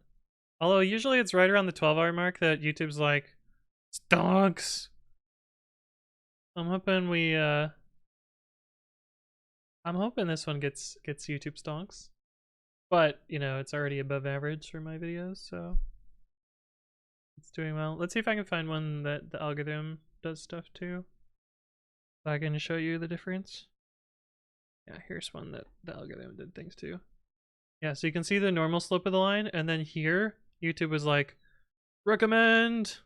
And so you get this like sharp uptick, and then the continuation of the original curve. That's what it looks like when the YouTube algorithm does stuff to it. Let's see if I can find one that's more striking. This one? Oh no, this one was just algorithm from the start. Burp. Burp, and then sometimes the YouTube algorithm will just pick up something from like years ago, which I don't understand that. This one, did this one get algorithmed? Yeah, this one got algorithm multiple times. So you can see the normal slope of the line, and then it spiked here, and then spiked a few more times, and then fell off. But why did so many people watch this video? Oh, okay. Here's a much more clear one. Normal video, and then stonks, and then normal video. Yeah. Yeah, like I don't know why YouTube pushed people towards this video, because like a very specific tool and not anything too interesting. I don't know. Anyway, I hope today's video gets picked up. Citrus is here. How you doing, Citrus? Hello, hello. Just got home from work. Yeah, go take your nap. Gotta come support my divorce wife. See, I don't even see the BTTV emotes, but they show up in my overlay. Great British Petroleum or Great British Pound? Your resub didn't go through. Wait. Yeah, I don't see it in my dashboard either. Boo. You do have the badge though. Twitch? What are you doing? You've been scammed. You have been scammed. Did you get Did you get auto-modded? In the Could you imagine if you got auto-modded in a resub notification and then it just doesn't show up?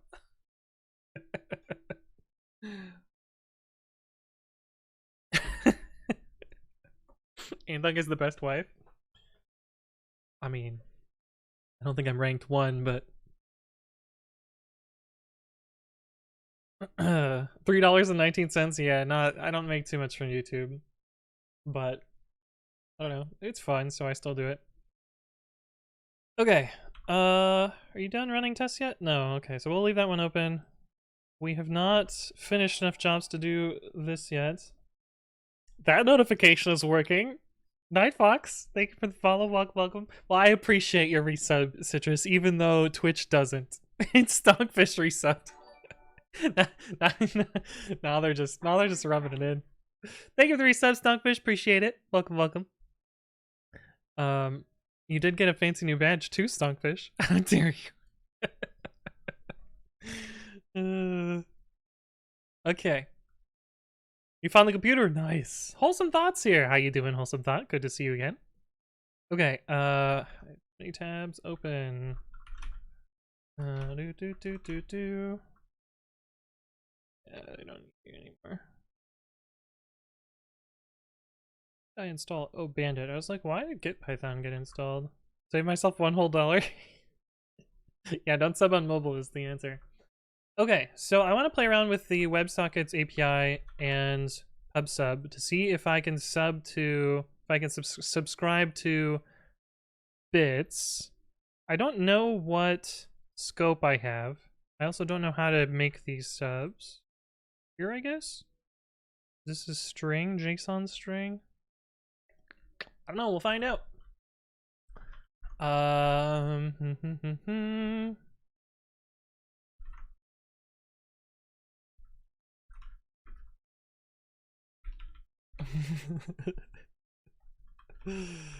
Maker overlays.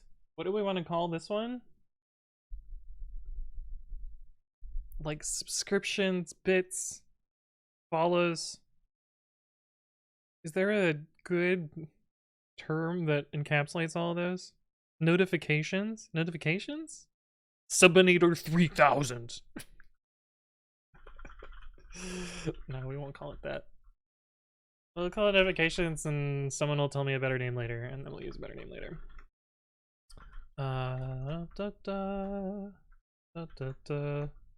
Notifications 3K. 3K. Welcome to the stream, Shizu. Hello.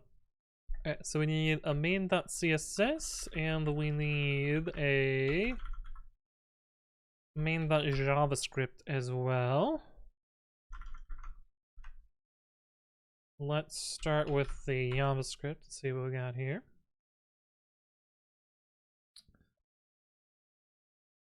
Need this at least. Overlay notifications, main.javascript. We don't need you. Let's forget how the last line of this looks, so we're going to need that down there. We are going to need a WebSocket somewhere in here. Where is our G? Let G.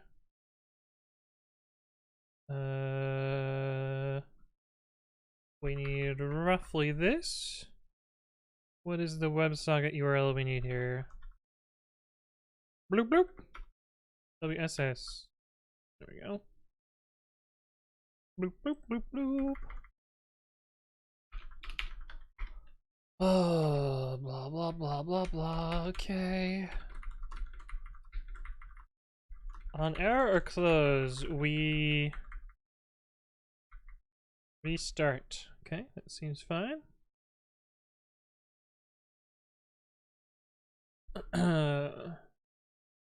Really difficult. I had to get off my couch and walk all the way upstairs. Oh man. How could you? You had to walk upstairs both ways? So we don't do this stuff. We do keep the server closed in connection. Clients must send a ping command at least once every 5 minutes. The client does not receive a pong command within 10 seconds of issuing a ping command. It should reconnect. Oh, so this is opposite of how the IRC one works. So we are responsible for the ping.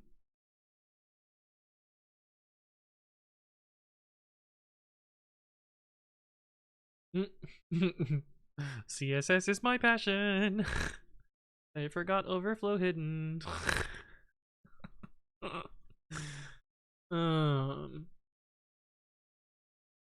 Sent from client to server. Weird. Seems like so complicated. Why do I have to? Ugh. Alright, let's start by just sending a ping and see what happens.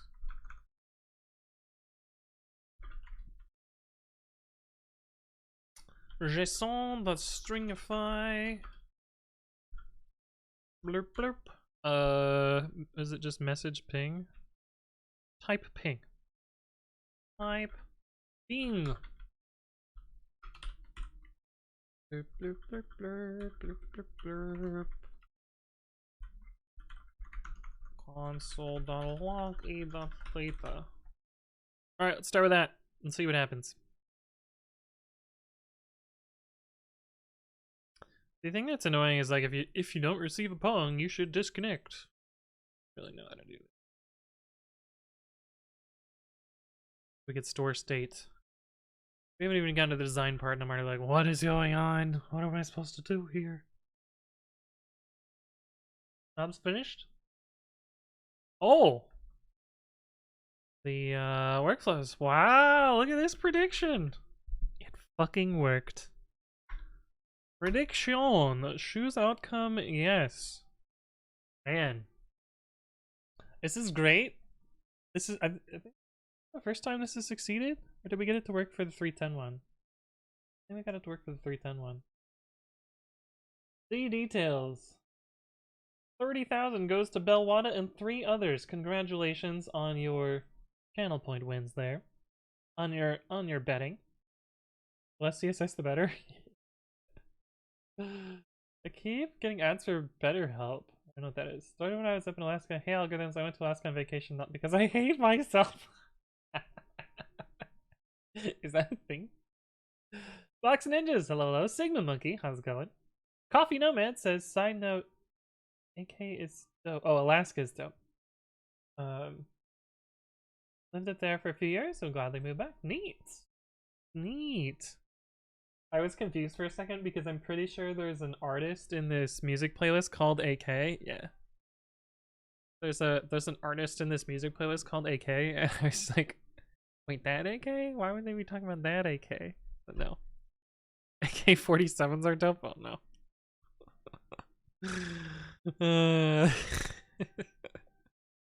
Sweet. It worked.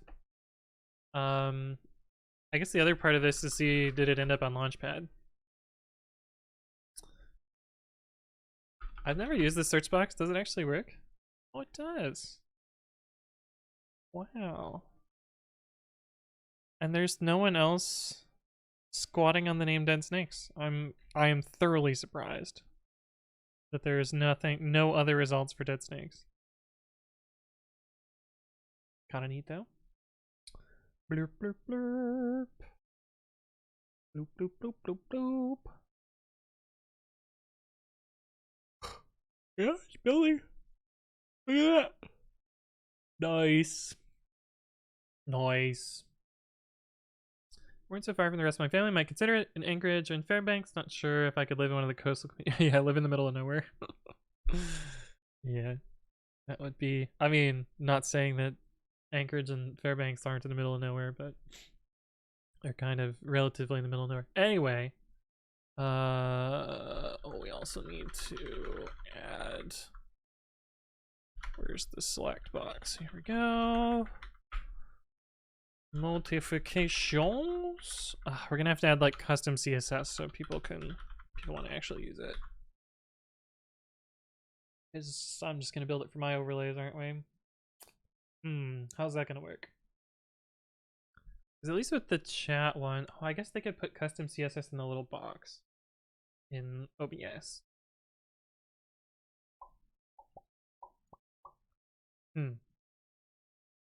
I don't know if that's going to be enough to implement this, but we'll see. Fairbanks is the middle of nowhere. Yeah, exactly. Mixed Jake is back. Welcome back. Hello. Writing HTML. Yeah. Nice smooth YouTube video. No bashing on open source maintainers. Implicit trust for provided free software. Yeah. I mean, yeah. Fairbanks is literally the center of Alaska, but at least it has frequent air travel. Places like Juneau or Ketchikan. Does require ferries or planes to get to. We had a similar story with one of the GitHub Actions 3 months ago. Which one was that, Mr. Wormhole? I haven't heard of anyone yanking a GitHub action, but it doesn't surprise me that it's done. But yeah.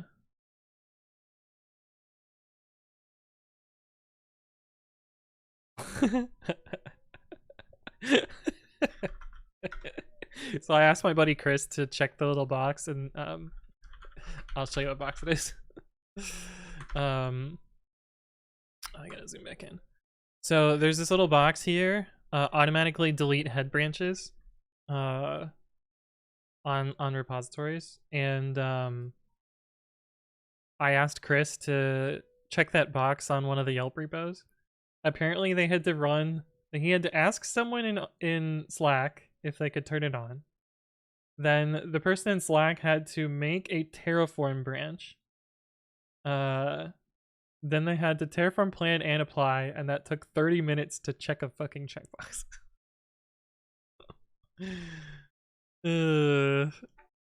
Amir Founder, thank you for the raid. Welcome, Raiders. How you doing today? My name is Anthony. I usually work on open source Python, but today we are writing a little bit of JavaScript. Pay no attention to the JavaScript. To try and replace the overlay that you may have just saw. With what are these ads? We weren't meant to see this many beautiful faces. Yeah, media has fucked our brains. News at 11. So far we are starting with just this. Okay, well, I guess I should demo what this is doing. So I have made a set of overlays where you type in a username, an OAuth token, and what channel you want it to work on. It's smaller. And you don't need a server. You click this button, it makes data URLs. You'll notice when I open this data URL, it doesn't, nothing loaded on this server over here. And it even works for bits. Thanks, Coil TwitchBot, which, if you don't know about Coil, it's a third-party app where people can basically donate on pages that they think are cool. And one of those is Twitch. And, yeah. But anyway, this is a chat overlay that connects directly to Twitch. It's a base64 URL. You don't need a server. You don't need Streamlabs. You don't need Stream Elements or any of that other garbage. You basically just get this URL. You can drop it into OBS, and you don't need to run anything. Mostly because I want to stop using Streamlabs.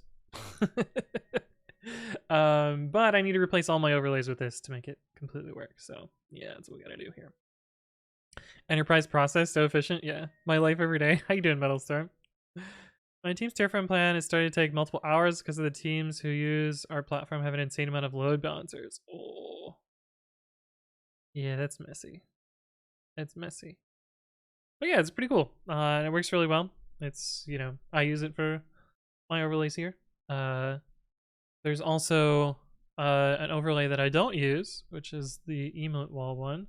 But in theory, if you wanted an emote wall, you could get one.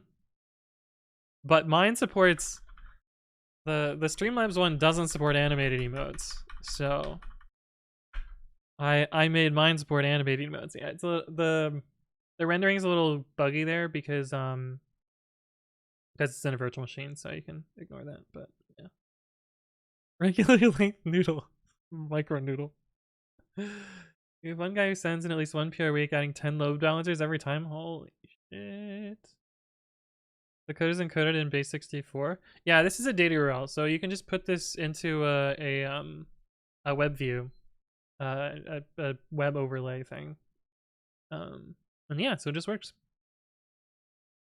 Actually reminds me, the other day I was trying to get to the repo that's done using the links below. Is it not there? I know if you do bang GitHub, you can get there. But yeah, there was 2 things I needed to do in my Twitch description that I said I was gonna do, and then I streamed for 10 hours and was like, never mind, I'm gonna do other stuff. So one of them was adding this second YouTube channel. The other was, oh, my second GitHub isn't even here either. Huh. I mean, technically you can get to it by clicking on here, and then scrolling down, and then clicking on here, and then scrolling down, and then clicking on here. Technically you can get there, but not necessarily. Sleep time. Well, thank you for the raid. Thank you for stopping by. Have a good sleep.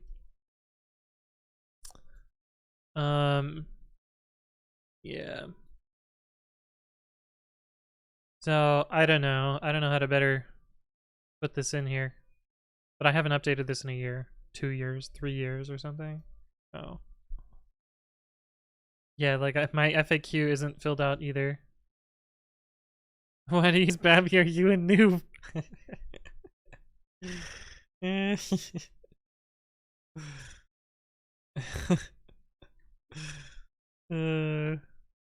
Pretty funny. Did I get another crypto spam? Oh no, it's Mark. It's like, why do I have a thing here? You gotta be careful there. They might ban you, Marsha. But yeah, I should probably fix that.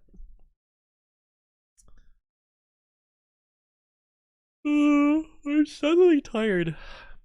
I think I worked too hard today.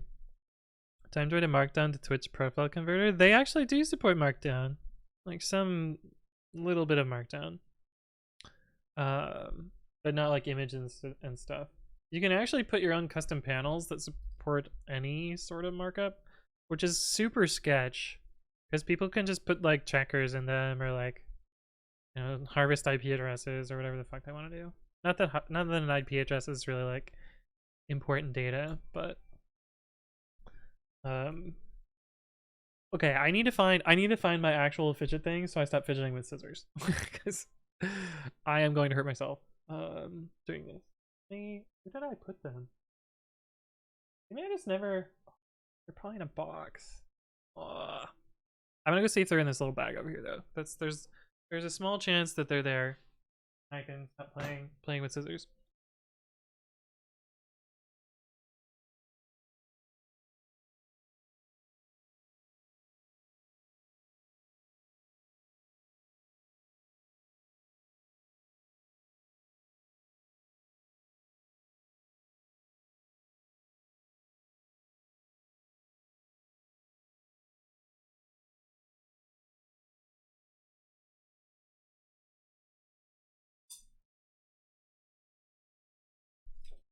Okay, I have fidget things now.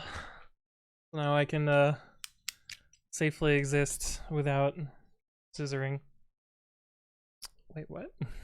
That's not what I want, right? Okay, let's try our new thing here. So it should have put up. It shouldn't have been a syntax error, but I suck at JavaScript. Where is the syntax error?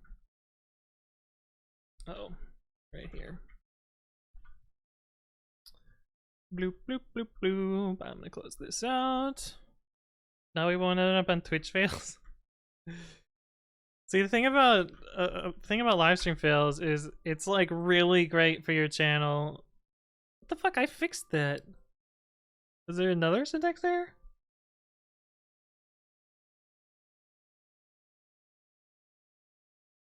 It says line 24. The problem is I can't click that because it's gonna show my OAuth token.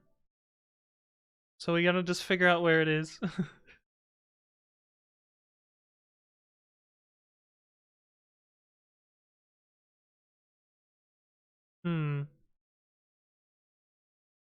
Yeah, this looks fine.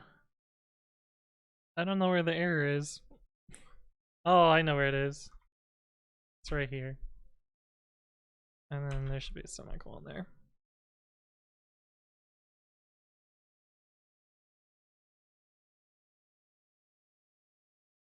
I should just run a linter. That would be the reasonable thing to do, right? There's no output.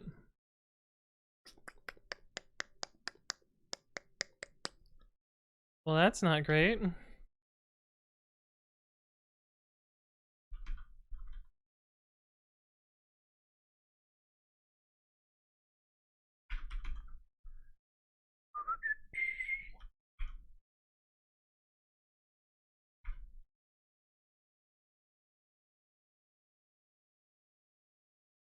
Huh.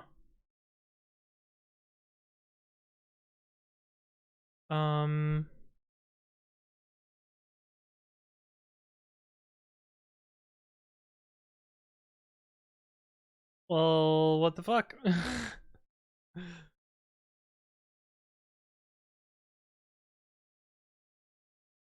No requests.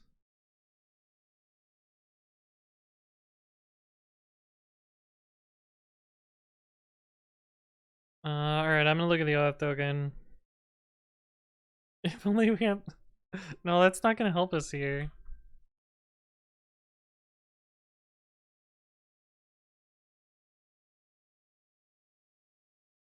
Yeah, the code it generates looks fine. Oh, we never called G. That's the problem. I'm slouching, and you can tell I'm slouching. We forgot to call the function G. I gotta call G down here. Yo, what up, G? Alright, actually, oh, Metalstorm found it. Is someone calling G? Yeah. Y'all both found it. Oh, I didn't mean to close this. Yeah, forgot the call G. That's problem. This problem. Okay, so now, hey, we got a Pong back. Cool.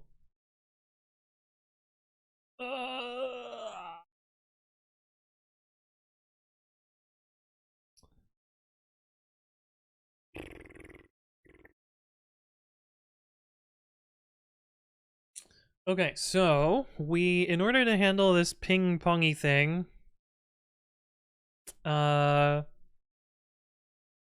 we need to... This is such a pain in the ass. They made this protocol so annoying. Why can't the server send me ping? Why can't I reply to a bong? That's so much nicer than me requesting the ping. Hey, what's up, Ethan? Hello. What if the Streamlabs test notifications work with other overlays if they're limited? No, yeah, those are specific to Streamlabs. There is a Twitch equivalent one though, which we hooked up during the Azure stream. Although, we're gonna find out quickly whether this is a annoying dead end or not. Like why do I have an email? Oh, I gifted a sub to Marsha. Yeah. Delete those real quick. Okay, so we need to keep track of an interval. Let ping interval equals null. And let close.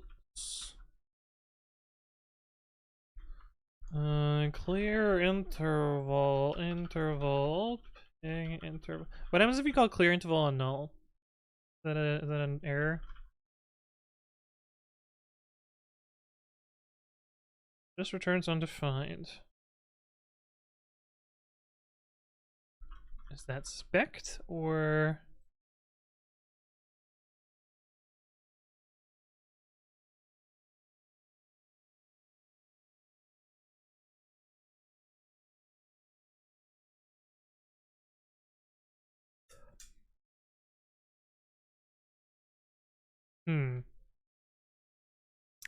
Doesn't say.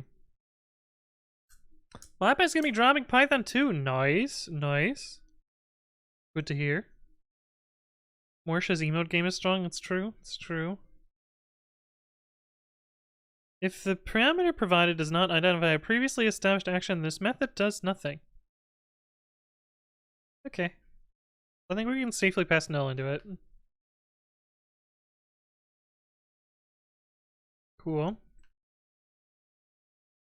Bloop bloop bloop. Set timeout G100.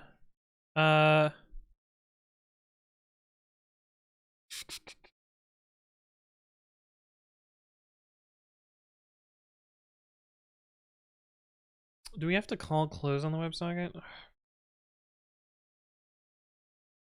Wait, what? MDN Plus is now available in your country. Is that like the MDN OnlyFans? WebSocket. Do you have close method? Close, close, close. Closes the connection. If any. If it's already closed, this method does nothing. Cool.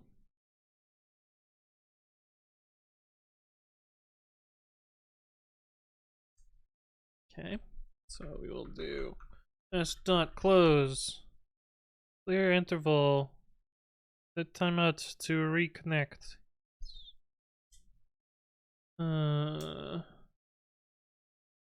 Oh, you have a PR for me? I did see my email number go from 2 to 3. And the overlay command. Ooh. Yes. Can you sort it? Actually, can you add it to the secret commands? Wait, where's the secret commands? Maybe this is the secret commands. Is this a secret question? Yeah, this is the secret commands. Can you insert it right between these two? I can alphabetize. Thank you. Appreciate it, Sarcastic Dante. Good patch. Good patch. I approve. Okay, we have to close that socket. We will also have a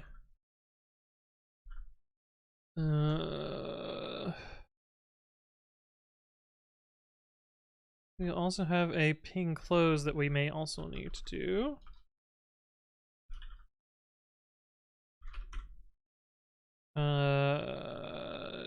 Is a clear timeout? Clear. We were just on the page. Clear timeout. Yep. Okay.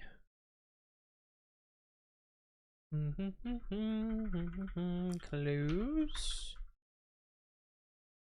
Close. Yes.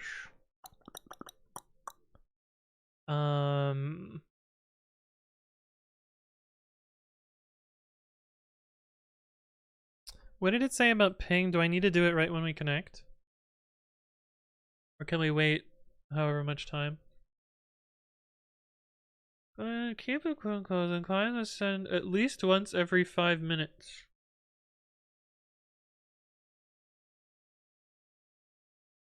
Okay, so we will do it every 4 minutes. Set interval. Is it function and then ping and 1000 times 4 times 60. Let ping. We could probably just do it all in that function, but oh, we gotta ping interval equals. Okay. S.send ResonD'Stringify type. Ping. Let's actually just set this to a small number so that we can test it. 15 seconds. Yeah. And then we need to do thing close equals set timeout. Close on 10 seconds. Drag with the raid. Hello, raiders. How are you doing today? What were you working on? What was your stream? My name is Anthony. I usually work on open source Python. However, today we are writing JavaScript. We are trying to replace the overlay that you just saw with data URL overlays. So the idea behind this project is, browser and show you.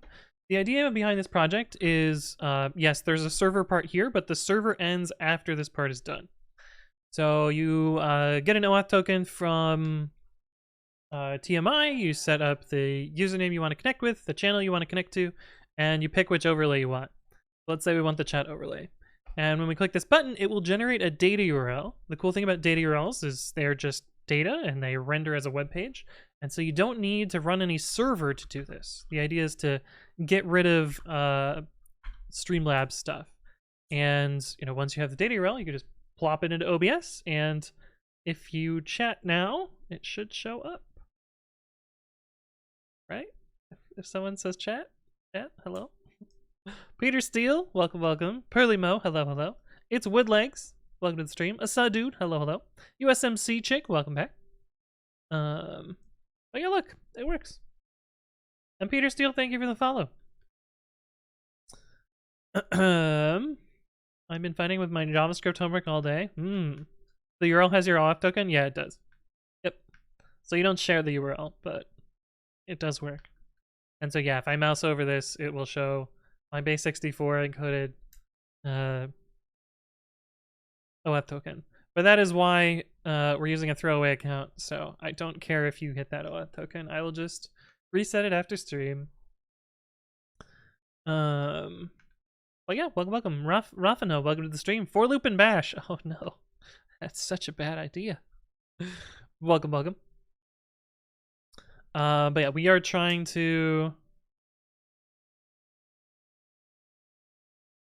Oh, I didn't mean to refresh this, did I? Wait. Oh, this is closing and reopening. Yeah, because I don't send the pings often enough. Wait, it hasn't been like 30 minutes. Why are there so many here? But let's try and get... So we're now trying to do pubsub, which is going to be able to replace the actual notification overlays.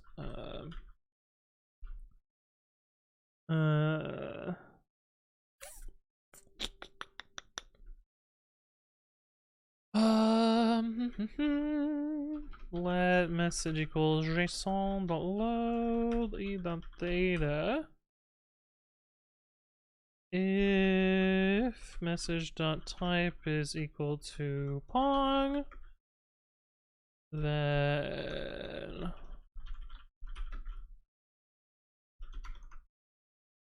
clear interval close. And let's put this here just so we can see what is all going on here. We are going to get rid of that part. Rafano, thank you for the follow. Welcome. So now would that support transparency if it's coming to OBS? Yes, it does. So for instance, if we take this other overlay, this emote wall overlay, and if I were to add a browser source using that URL, and if you now send emotes in chat, send some emotes in chat. Come on, you can do it. I believe. Hey, look at that. And they're animated. But yeah, so it does work. But this is just plain OBS. I would love to ditch Streamlabs. Yeah, that's most of the reason that I'm doing this, is to not use Streamlabs. I guess we can leave this. Move it around. So the transparency is a little bit weird over top white backgrounds. So if you send some more emotes. I think this is the way that OBS chroma keys the browser, so it's weird. Stream elements, yeah, same deal. Does it support WebM? It's a browser, so it'll do anything. That one didn't show up over the top. Dang it. Vogelhead, welcome. Ooh, emotes. Yeah, so you can kind of see that they fade to gray rather than fading to just transparent.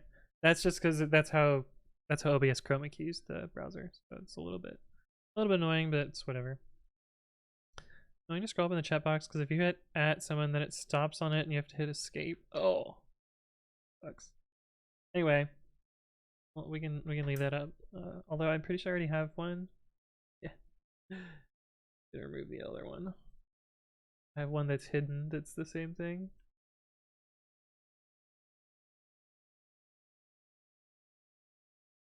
Yeah, hope that's the right thing. Hope I didn't need that.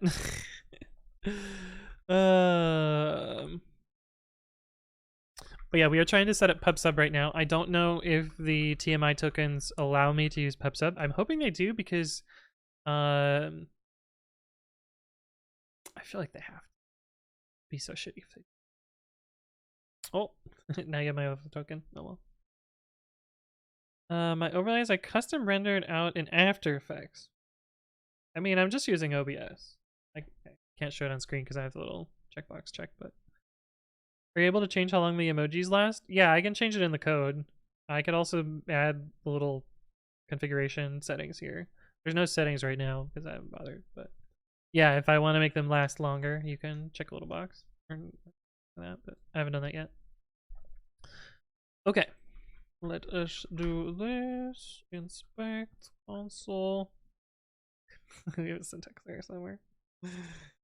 So now you look at my face because the source code contains the OAuth token and it's the same fucking mistake I made last time. Perfect, great, love it. Osman Ryu, thank you for the follow. Welcome, welcome. Hopefully you're doing well. I forgot parentheses here. I should really just set up a linter. Oh, maybe I do have a linter. That one's a video control T. Control T. Well, the linter says it's fine. That doesn't necessarily mean anything though. Because it could just be that it's unable to parse it. That's annoying.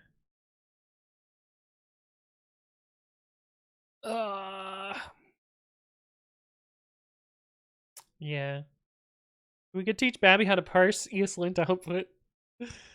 Oh, unless there's a way to make ESLint do better stuff.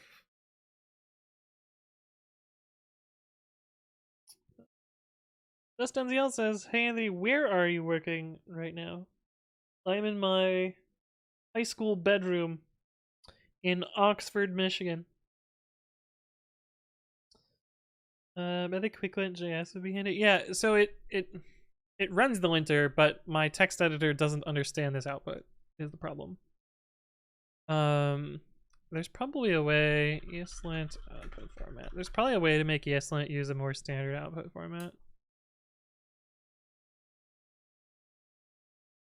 Dash format. String. Default stylish. How do I make it not stylish? Format JSON. Unix? Yeah, that's what I want. Yeah.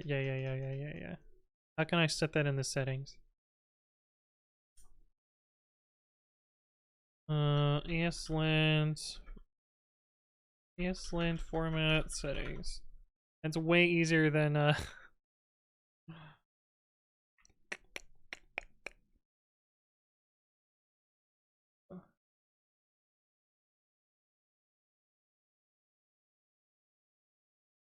did I feel like this was gonna tell me how to do it in ESLint RC? Can I not do it in the ESLint RC? Oh, wait. Well,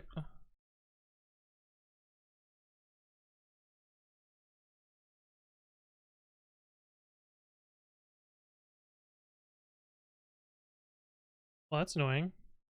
Did someone who knows more than I do about ESLint, is there a way I can specify the formatter in the settings? Using configuration files, yeah. Parser, plugins, rules, patterns.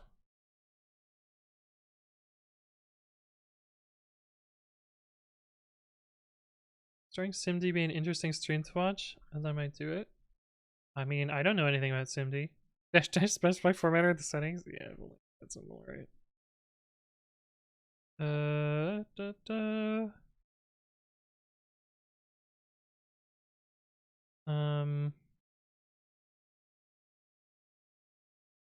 Is there a list of all of the options in the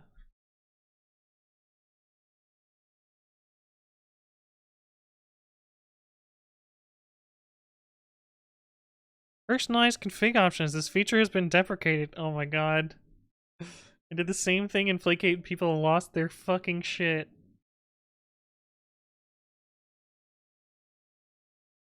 Man, it hasn't even been completely removed yet.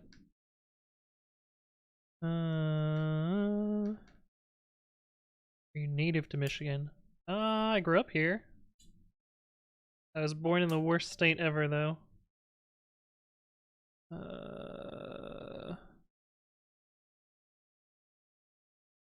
Yeah.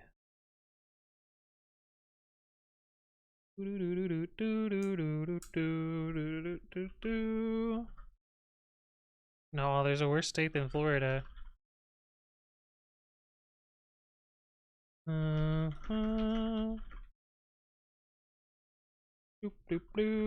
Restarts. There we go. California? Nope. Nope. Canada? Dino's got it. Yeah. Born in Ohio. Fuck. Eastland, specify command line options in config. Otherwise I can do it in pre-commit config, but I feel like there's gotta be a way to do this in the fucking Eastland config.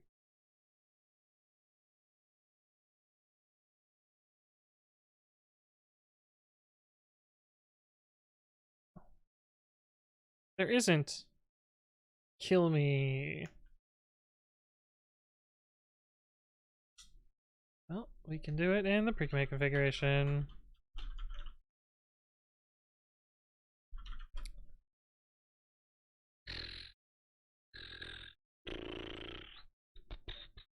What is the default args? No default args. Oh, that means we're probably already setting them, aren't we? Oh, we are. Format equals Unix. Is there a less verbose version of that one? Formats.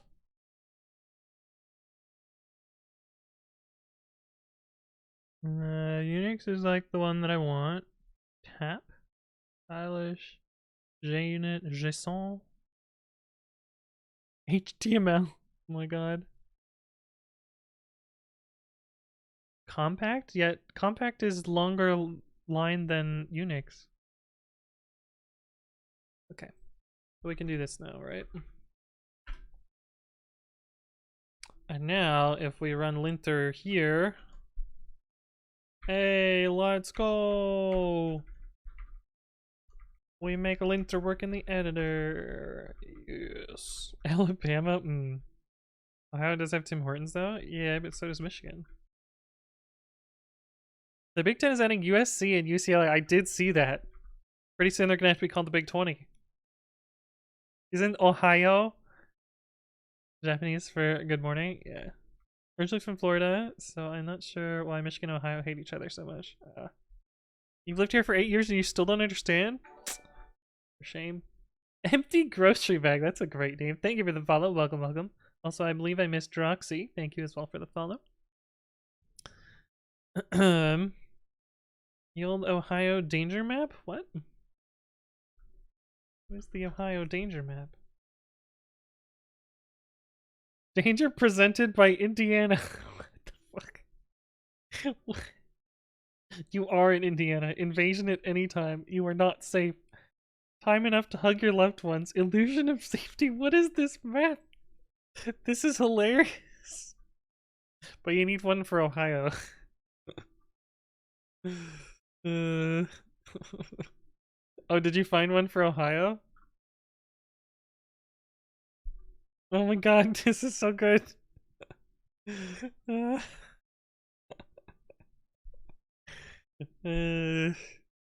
Why do I love this map? Okay, anyway, we have validated syntax now, so we should be able to do Control Q. Right. We have opened. We should soon ping within 15 seconds.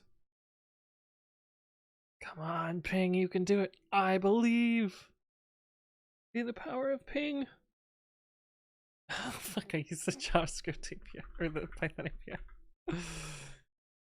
The parse? Yeah, it's parse.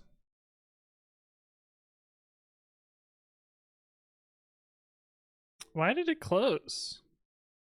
I'm surprised that it closed on me like that. Maybe because I didn't request anything. Alright, let's try it again.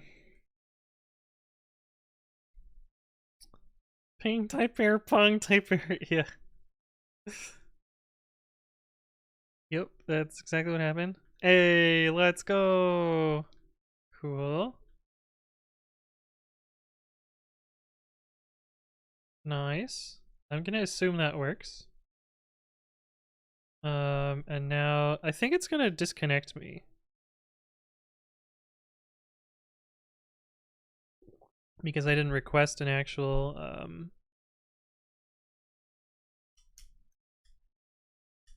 didn't actually request anything. But we're gonna let it sit there and ping. Presumably it'll reconnect at some point. Actually, that was weird. Oh, we got an error. Oh, I understand. So in this... It's weird. Huh. I guess because this stack traced, this triggered the error handler? Anyway, it doesn't matter. Lido war casualties, 1 wounded on the Michigan side. Yeah, well, there's also... I think the other half of the like Michigan Ohio thing is Michigan and Ohio State. That's the other side of worst state ever. Oh no, we're good. Okay, so let's try and subscribe to something now that we have the weird reconnect dance working. Presumably, we did this. Must listen on at least one topic within 15 seconds of establishing connection, or they will be disconnected. We actually didn't see that though. We never got disconnected here. Kind of weird. Unless ping causes it to not get disconnected. Clients may receive a reconnect message at any time. This indicates the server is about to restart. Will disconnect within 30 seconds. We recommend that clients reconnect the server. Okay. So if we receive a type reconnect, else if message.type is equal to reconnect, then gonna not console log anymore. We're just gonna do those. Call it immediately. Blurp, blurp, blurp, blurp. I'm gonna get rid of most of my console logs because we know that these work now.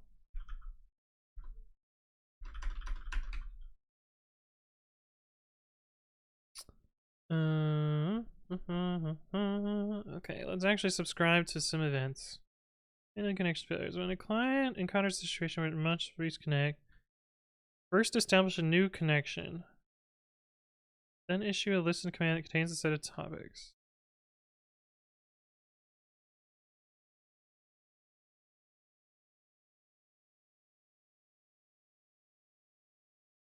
Not gonna do that.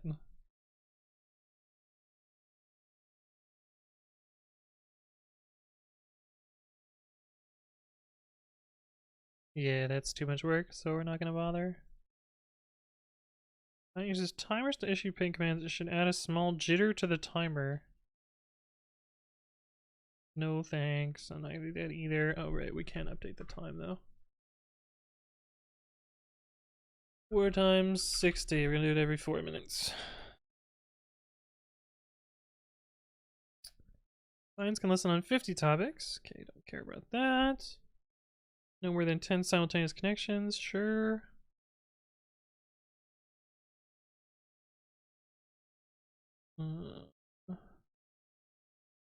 Ooh, they changed this to deny list.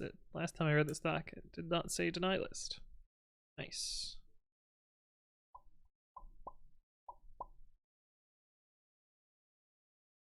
Football always causes states to hate each other. Indiana isn't in it because Indiana isn't good at football.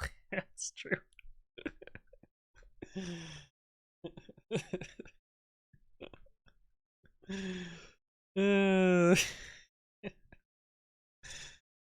AJJI says, I see the Twitch docs are still bad. I mean, they're alright.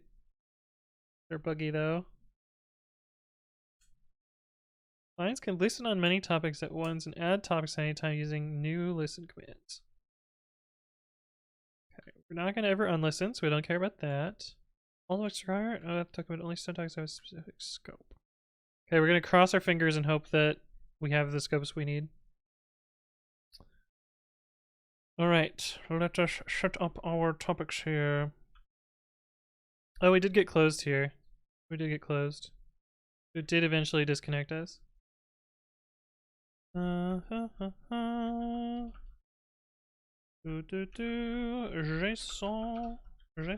dans Stringify. Bloop. Type. Listen.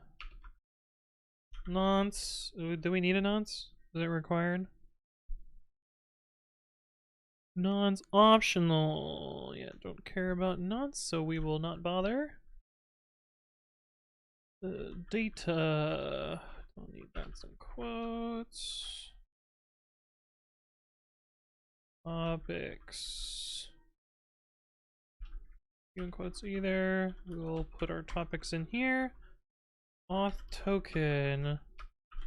I believe it has a colon in it, so we gotta get the no colon version. OV dot split colon 1. Sure. That's surely how the JavaScript works. Bloop. Bloop, bloop, bloop. Okay, we gotta figure out what topics we want. How do we specify the data for the topics too? Oh, you gotta shove channel IDs into them? Fuck. So we gotta query the channel ID. Annoying. Annoying. And he's bot with the whole always active listening stance? Yeah. Yeah. Yeah. Okay. Let's copy paste the code from the other one where we do the channel lookup. Channel ID? User ID. Oh, this one here. Yes.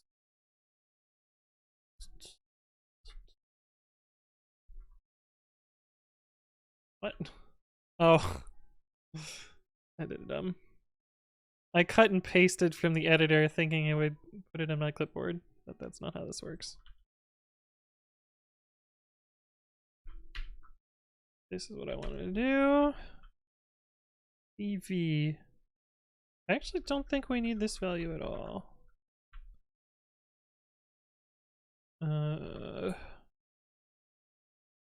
First area.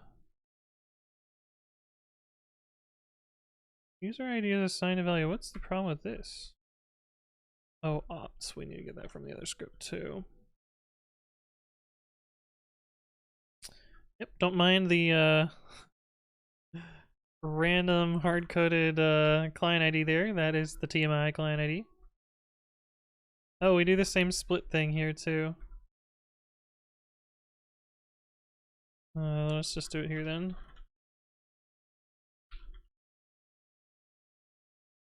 We don't need this anymore. Bloop. OV. Yeah, I should probably use TypeScript, but yeah.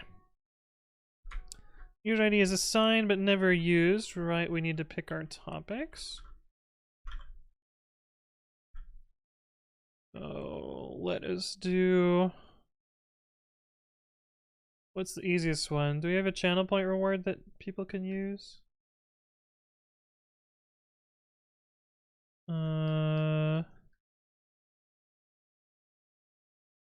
Yeah, let's just do a channel point reward. That way I don't have you spend money on this. Venus, yeah. I can make you guys spend money later, but we're not first. Blue, blue, blue. ID. It's really channel ID.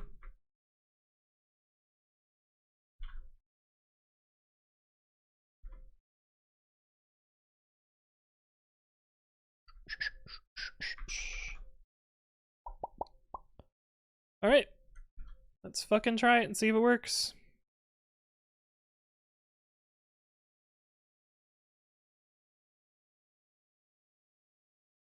Dr. Cheesy Nipple.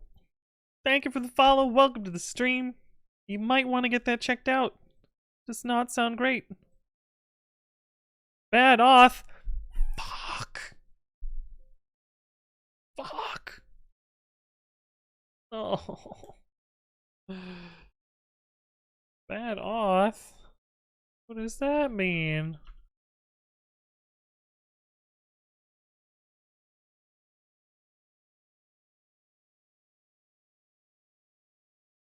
The error message.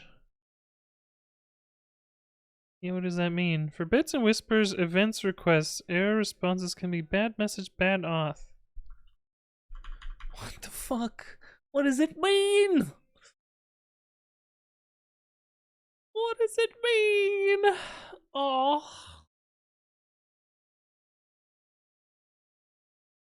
Ugh. TMI OAuth token scopes.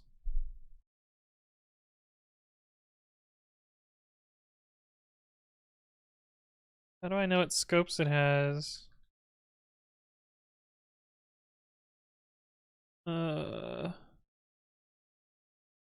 Oh, you can change the scopes. Oh. Oh wait, this is adding a...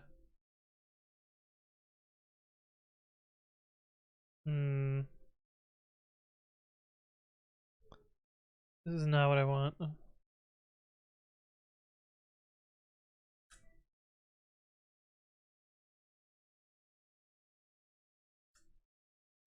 How do I know what scopes it has?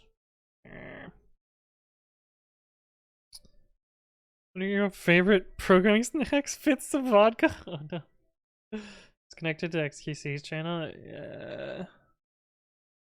How you doing, Super Chunk? Hello, hello. Not like this, right, Sarcastic Dante? Off no good, right? Yeah, exactly, Diagonon. Exactly. Cucumbers. Cucumbers is your programming snack? I do not like cucumbers. I'm not a fan. Let's, why would it be bad auth?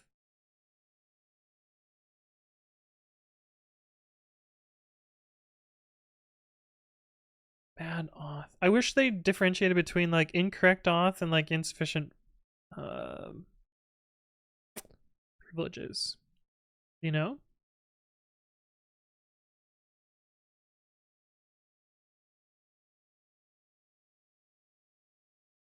It's kind of annoying that you need channel read redemptions, because you can get these from chat without needing special privileges. Let's try just bits read. Let's try this one. Bits. What the fuck is the difference between these two? Earlier we'll use V2. V2 is always better, right?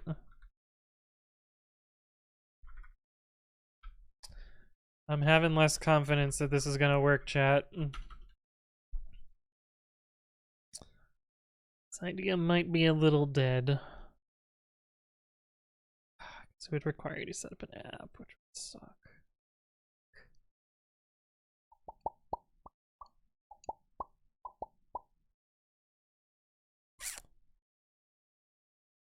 Alright, we're gonna look at my face for a second, see if it's just that the token is malformed. I don't think it is, though. I think the token is fine.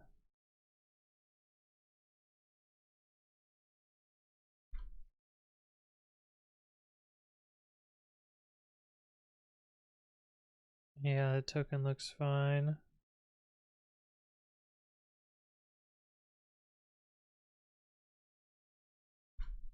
Get back to this.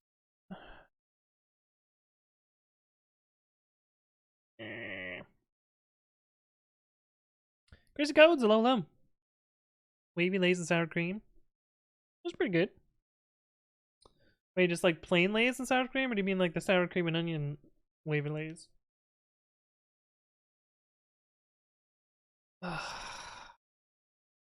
This fucking sucks.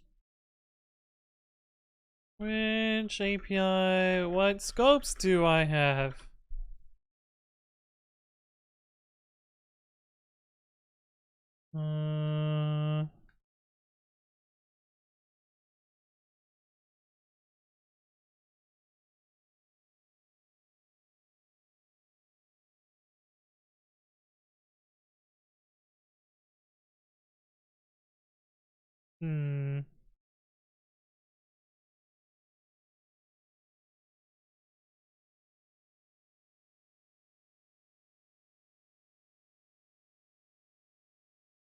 Yeah.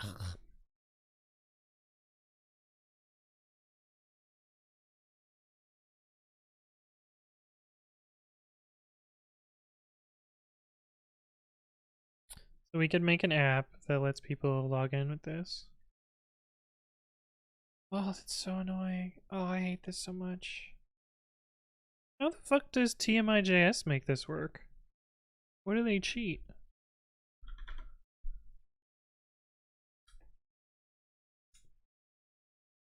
I don't want to view it on npm, I want to view it on GitHub. Was the other button GitHub? Maybe the other button was GitHub. The other button was GitHub. How do they do this? Oh yeah, Alka streams. Because I'm pretty sure TMI has callbacks for subscriptions and stuff, right?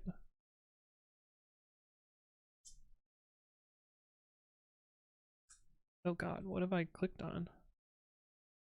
Has TMI not been updated in a very long time? Am I thinking of something else? What's the one that Juice uses? Cheddar sour cream? Yeah, those are pretty good.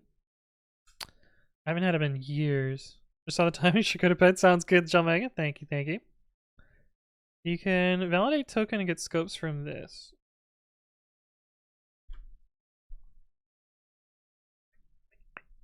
Validate your OAuth access or discover information about the token. Yes, nice. Thank you, thank you. Oh my god, how do I say your name? I feel like you just typed a password in your username box and that's how you end up with your name. Boop, boop, boop, boop. Await, fetch, this with quotes. Opt.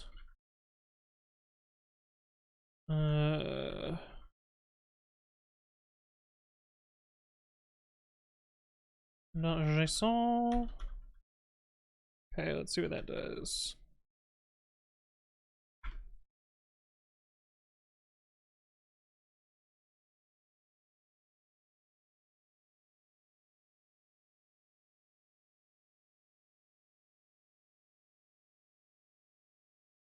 Fucking kidding me?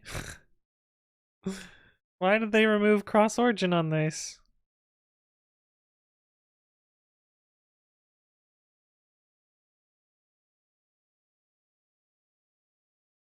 Oh. There's no client ID in this? So if we...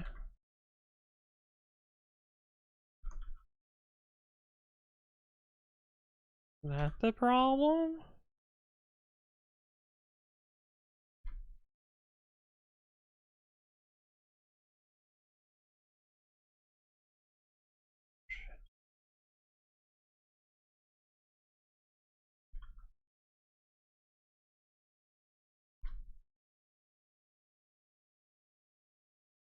Object. Unreachable code after return statement. Very helpful.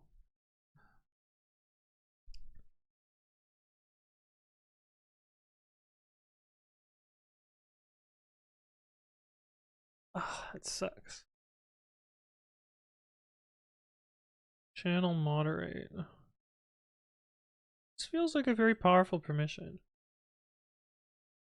Oh, you know what I bet it is? I bet they would have to be a moderator in my chat to do that.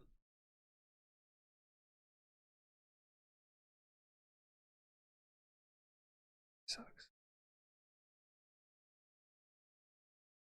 Oh, wait, no, we got this working. We got this working with event sub, but I had to set up an app. I don't want to set up an app again. I don't think I could set it up for someone else. Ugh, that makes this way more of a pain in the ass for someone to use. I guess I could go through the TMI flow.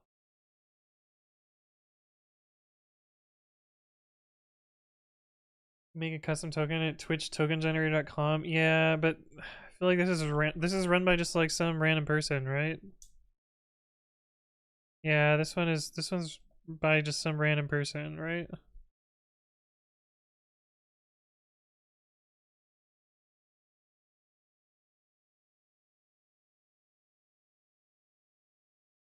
Yeah.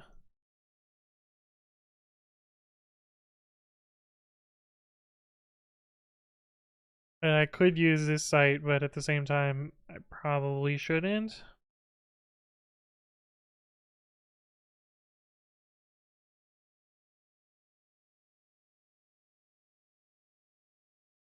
Oh wait, I know them. They've been in my chat before. Oh wait, they work at Twitch. They work at Twitch, yeah. They have the wrench, I remember. Do I trust Swifty Spiffy? I guess we could read the source code.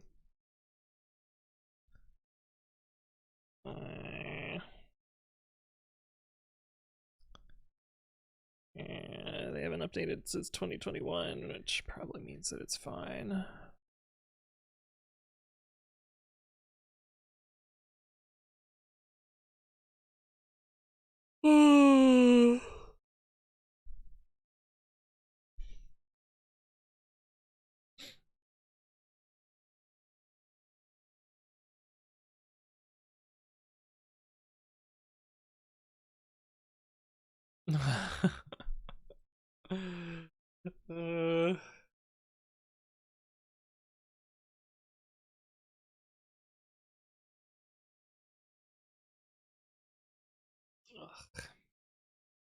The wench? I know the wrench. Make an issue. Is this repo dead?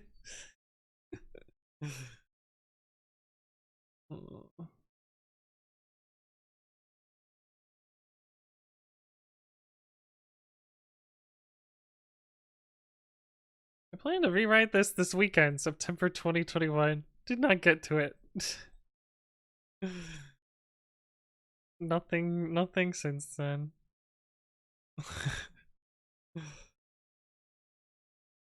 Yeah, so that makes me think that the actual source code isn't there. Why is Bash hating PB? What is that? What do you mean? How you doing, Shaz? How's it going? This appears to be the other one. Yeah.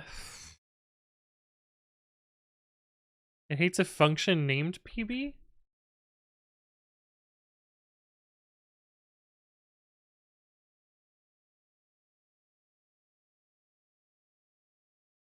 Seems to work fine for me.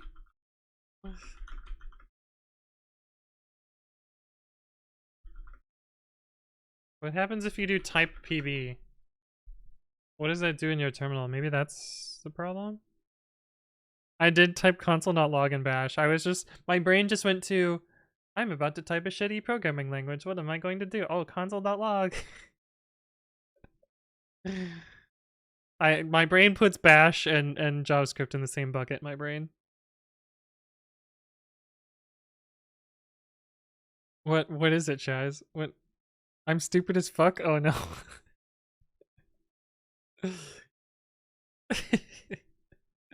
Is there a function already defined? Oh, you already had aliased. Oh. Yeah, that would happen. Oh man.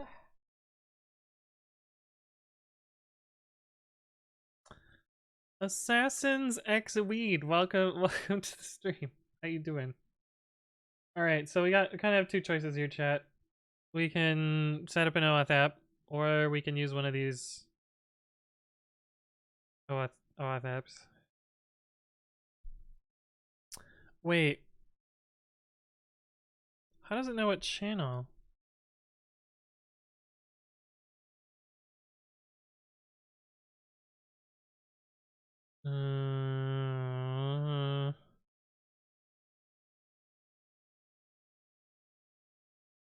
For your channel.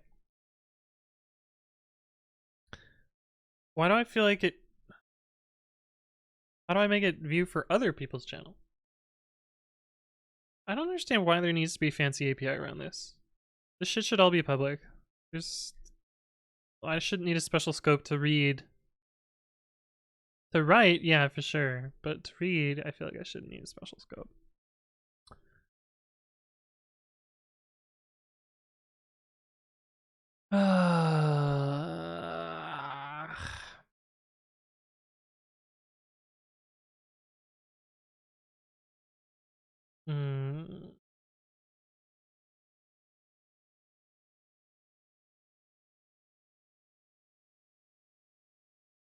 No, but we got this working. We got this working during our sponsored stream.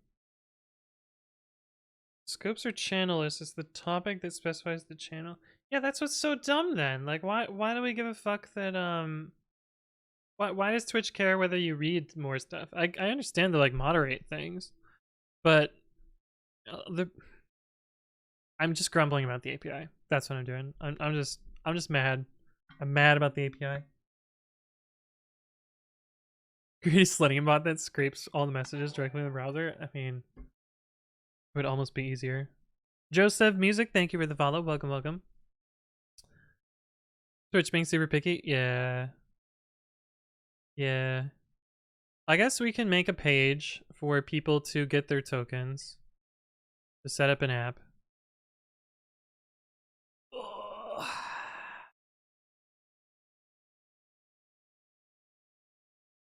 How would it know the redirect URL? How would it know the redirect URL? Oh, I guess you could just tell it to set the redirect URL. We force the scope is more secure. It's not. It's just a pain in the ass for no reason. It's none of it is secret, so there's no reason that there's like no reason to hide it behind a token in the first place. Just be public read. But can't have nice things. That means we also need a client ID too to make this request. Which means I need to change this form entirely. Oh, this is just pain in the ass. This just sucks. But in theory we could set up something basically the same as this. Where you put client ID and secret in here and set the redirect URL and let it go around in a circle and end up there.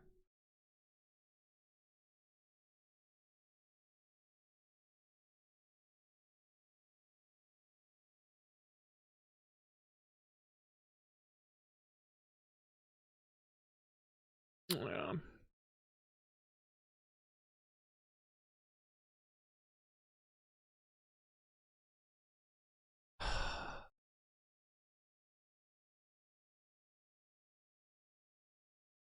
Are Twitch tokens expiration free? They are. But at least I don't have to do the fucking refresh dance, because that part sucks. That part sucks even more. That's like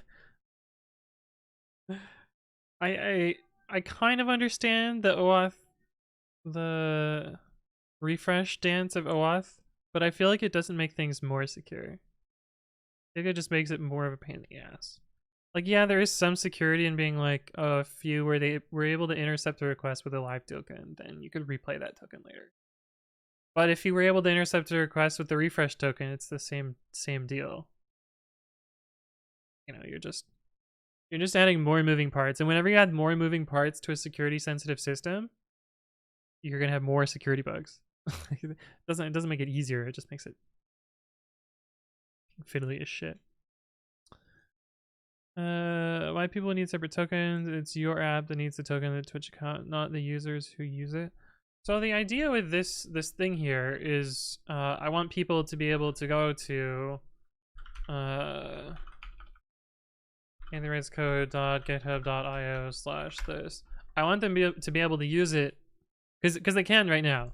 They can go to github.io, they can fill out an OAuth token from TMI, they can put the channel and the username in, and they can click submit here and get, you know, a data URL that works with chat. Well, I think the OAuth token that I used there was expired, but if I had the right OAuth token, this must be one that I rotated. That's in my local storage. Yeah, I want other people to be able to use this, not just me. And so I want to make it as easy as possible for them to use it. But it looks like in order to do the actual notifications overlay stuff, they're gonna need a real app. Sam KitKat, hello, welcome to the stream. I can show you what I'm working on. Well, I can show you the parts that work and not the parts that don't work because I've hit a roadblock in actually getting this working. But the idea behind this is you load up a web page that you don't need to run. You only run it while you're generating the code. You get your username for whatever your account you're using. You get an OAuth token to log into Twitch, and you tell it what channel to listen on. So, you know, say we wanted to listen to XQC's channel for whatever reason, and you pick the overlay type. So there's chat and emote walls are the ones that are working. We were trying to implement the notifications one today.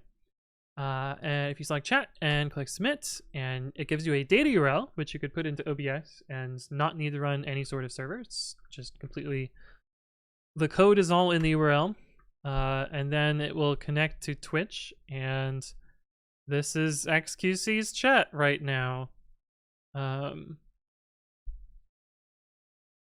Yeah, so that is the idea behind this overlay, is to make it so that you don't need to host anything, and it just works. A little creepy? How is this creepy? And it works with, you know, BTTV emotes and, you know, custom badges and bits and /me, and, you know, like that. Their chat goes too fast. Wait, Omegalol is not a BTTV. It must be the other one. But anyway, what will it be used for? I mean, I'm already using it. Right here. That's already working. But what I want to do is I want to replace the follow notifications and the subs and bits and all the other stuff with this as well. Ooh, I could in theory do bits entirely from IRC.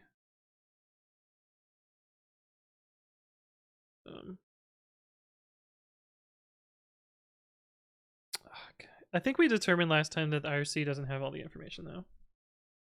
That's why we didn't do it. Let me get it off of IRC.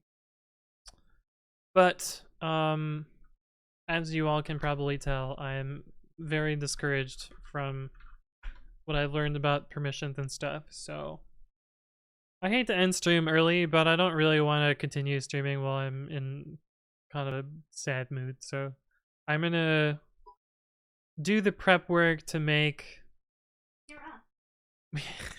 chew with the cheer.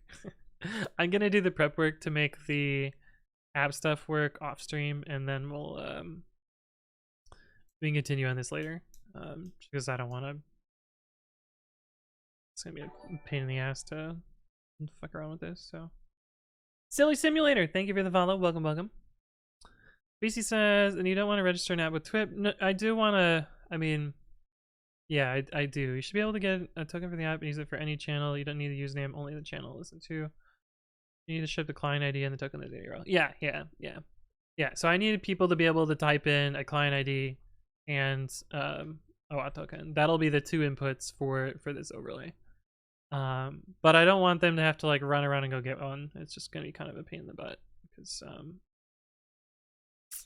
yeah. I'll work on that offline and we'll get it working. It's interesting that you can see any streamer's chat. I mean, not really any different than being able to just go to like twitch.tv/xqc/chat.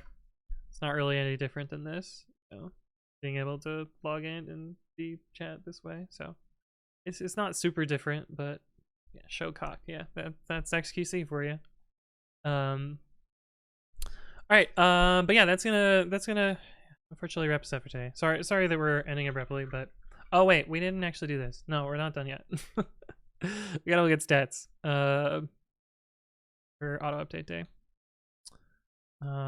So let's see how far back the queue went. Not too terrible. Bad. How many runs are we up to? We were at like 850,000 last week. Let's see if we're at 900k now.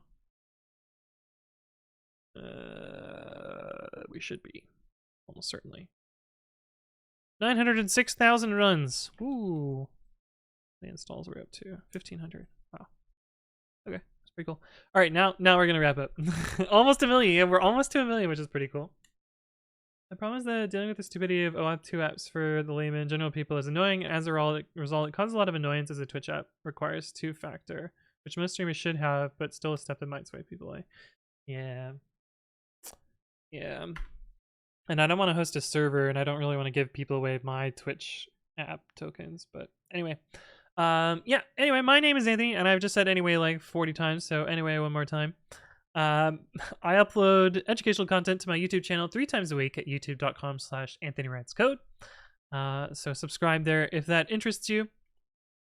Melky says, wait, I need your advice. Ooh.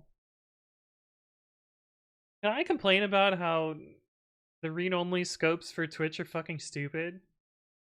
Can I complain to you, Melky? I need her no advice. Yeah, imagine donut walling. Imagine donut walling Melky. Alright, quick. Let's go. Should I make the project I've been working on open source? Your what is it called? Your timer app? Your I don't even remember what I'm on. Yeah, fuck it. I mean, your question is like, I think your question is like, can you monetize it? I'm sure it's probably possible to monetize it. Do you want to monetize it? Is the other question. You want to go through all the pain of trying to monetize something? Do you think people will pay for it? Do you think people beyond your Twitch subs will pay for it? That's kind of the hard part. So I would just open source it. The other part of open sourcing is like, are you embarrassed of it? And even if you're embarrassed of it, who gives a shit? Do you want the responsibilities as a maintainer? Hey, what's up, Vinny Kami? Hello. I'm always embarrassed. Don't worry about being embarrassed. I have some real fucking garbage code on my you want to see some garbage code that's on my GitHub? Well, it's archived now, but we'll find some just like absolutely fucking terrible code that I wrote here. That one probably would be fine. I wrote this in what year was 9 years ago? 2013.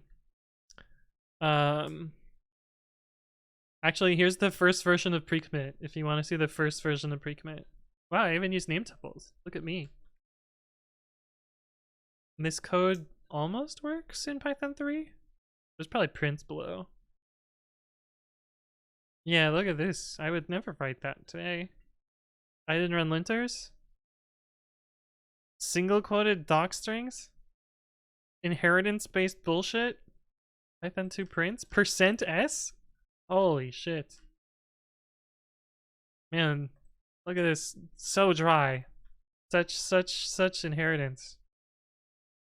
The funny part is, like, I do this inheritance stuff, and then I use a functional API instead.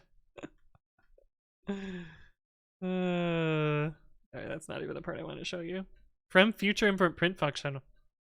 I was thinking of Python 2 stuff here. Wow, it has argparse. I am surprised.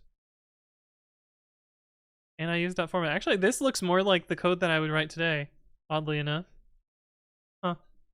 I didn't know about the argv trick, though. I did not know about the argv trick.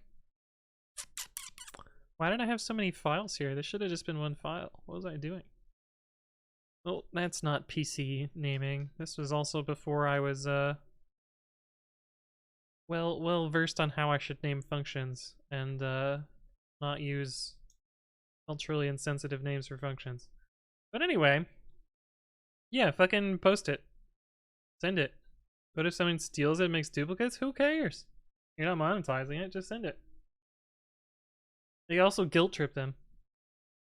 I never put my GitHub on my resume. It's too sad. Oh no. Oh no. Ship it squirrel. Yeah, there you go. Anyway, I am going to wrap up stream, so let's continue the wrap up. Subscribe to my YouTube channel. If you missed any part of the stream and you want to catch up later, you can subscribe to my second channel, which is where I upload VODs. I normally stream Monday evenings and Saturday at noon. I don't know if I'm going to be streaming next week. This also might be the last stream you see in this location. Knock on wood. Because on Friday, I am buying a house. I am buying a house. So I will be moving, and I think I have internet set up on Saturday.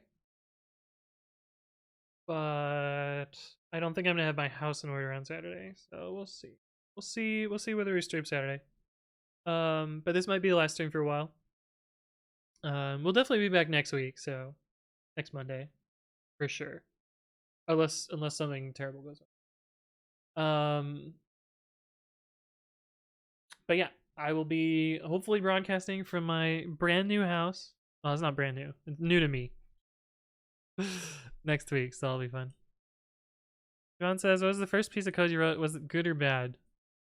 First piece of code that I wrote was a quadratic formula solver in TI Basic on a calculator. And I don't think there's any good TI Basic. It's all bad, but it did exactly what it needed to do. And so I guess by that regard it's good, but all code is bad. So yeah, let's get the address so we can make sure no one is trying to burn it down. I don't think that's how that works, Stockfish. But anyway, I normally stream Monday evenings and Saturday at noon. I announce my streams in 2 places. One of those is twitter.com/codewithanthony, where I announce what I'm going to work on, and we did both of those things today. I also announce on the Discord, which you are free to join and come hang out with us. Thank you, Sarcastic Dante, for putting the links in the chat. My first piece of code was a resistor calculator for TI-83+. Ooh, nice. I also did similar things to Cheat in Physics. Don't tell the AP. It fucking matters now. It's been 15 goddamn years since I took AP. But yeah, anyway, that's gonna wrap us up for today. Let's go see who's online, and we'll find some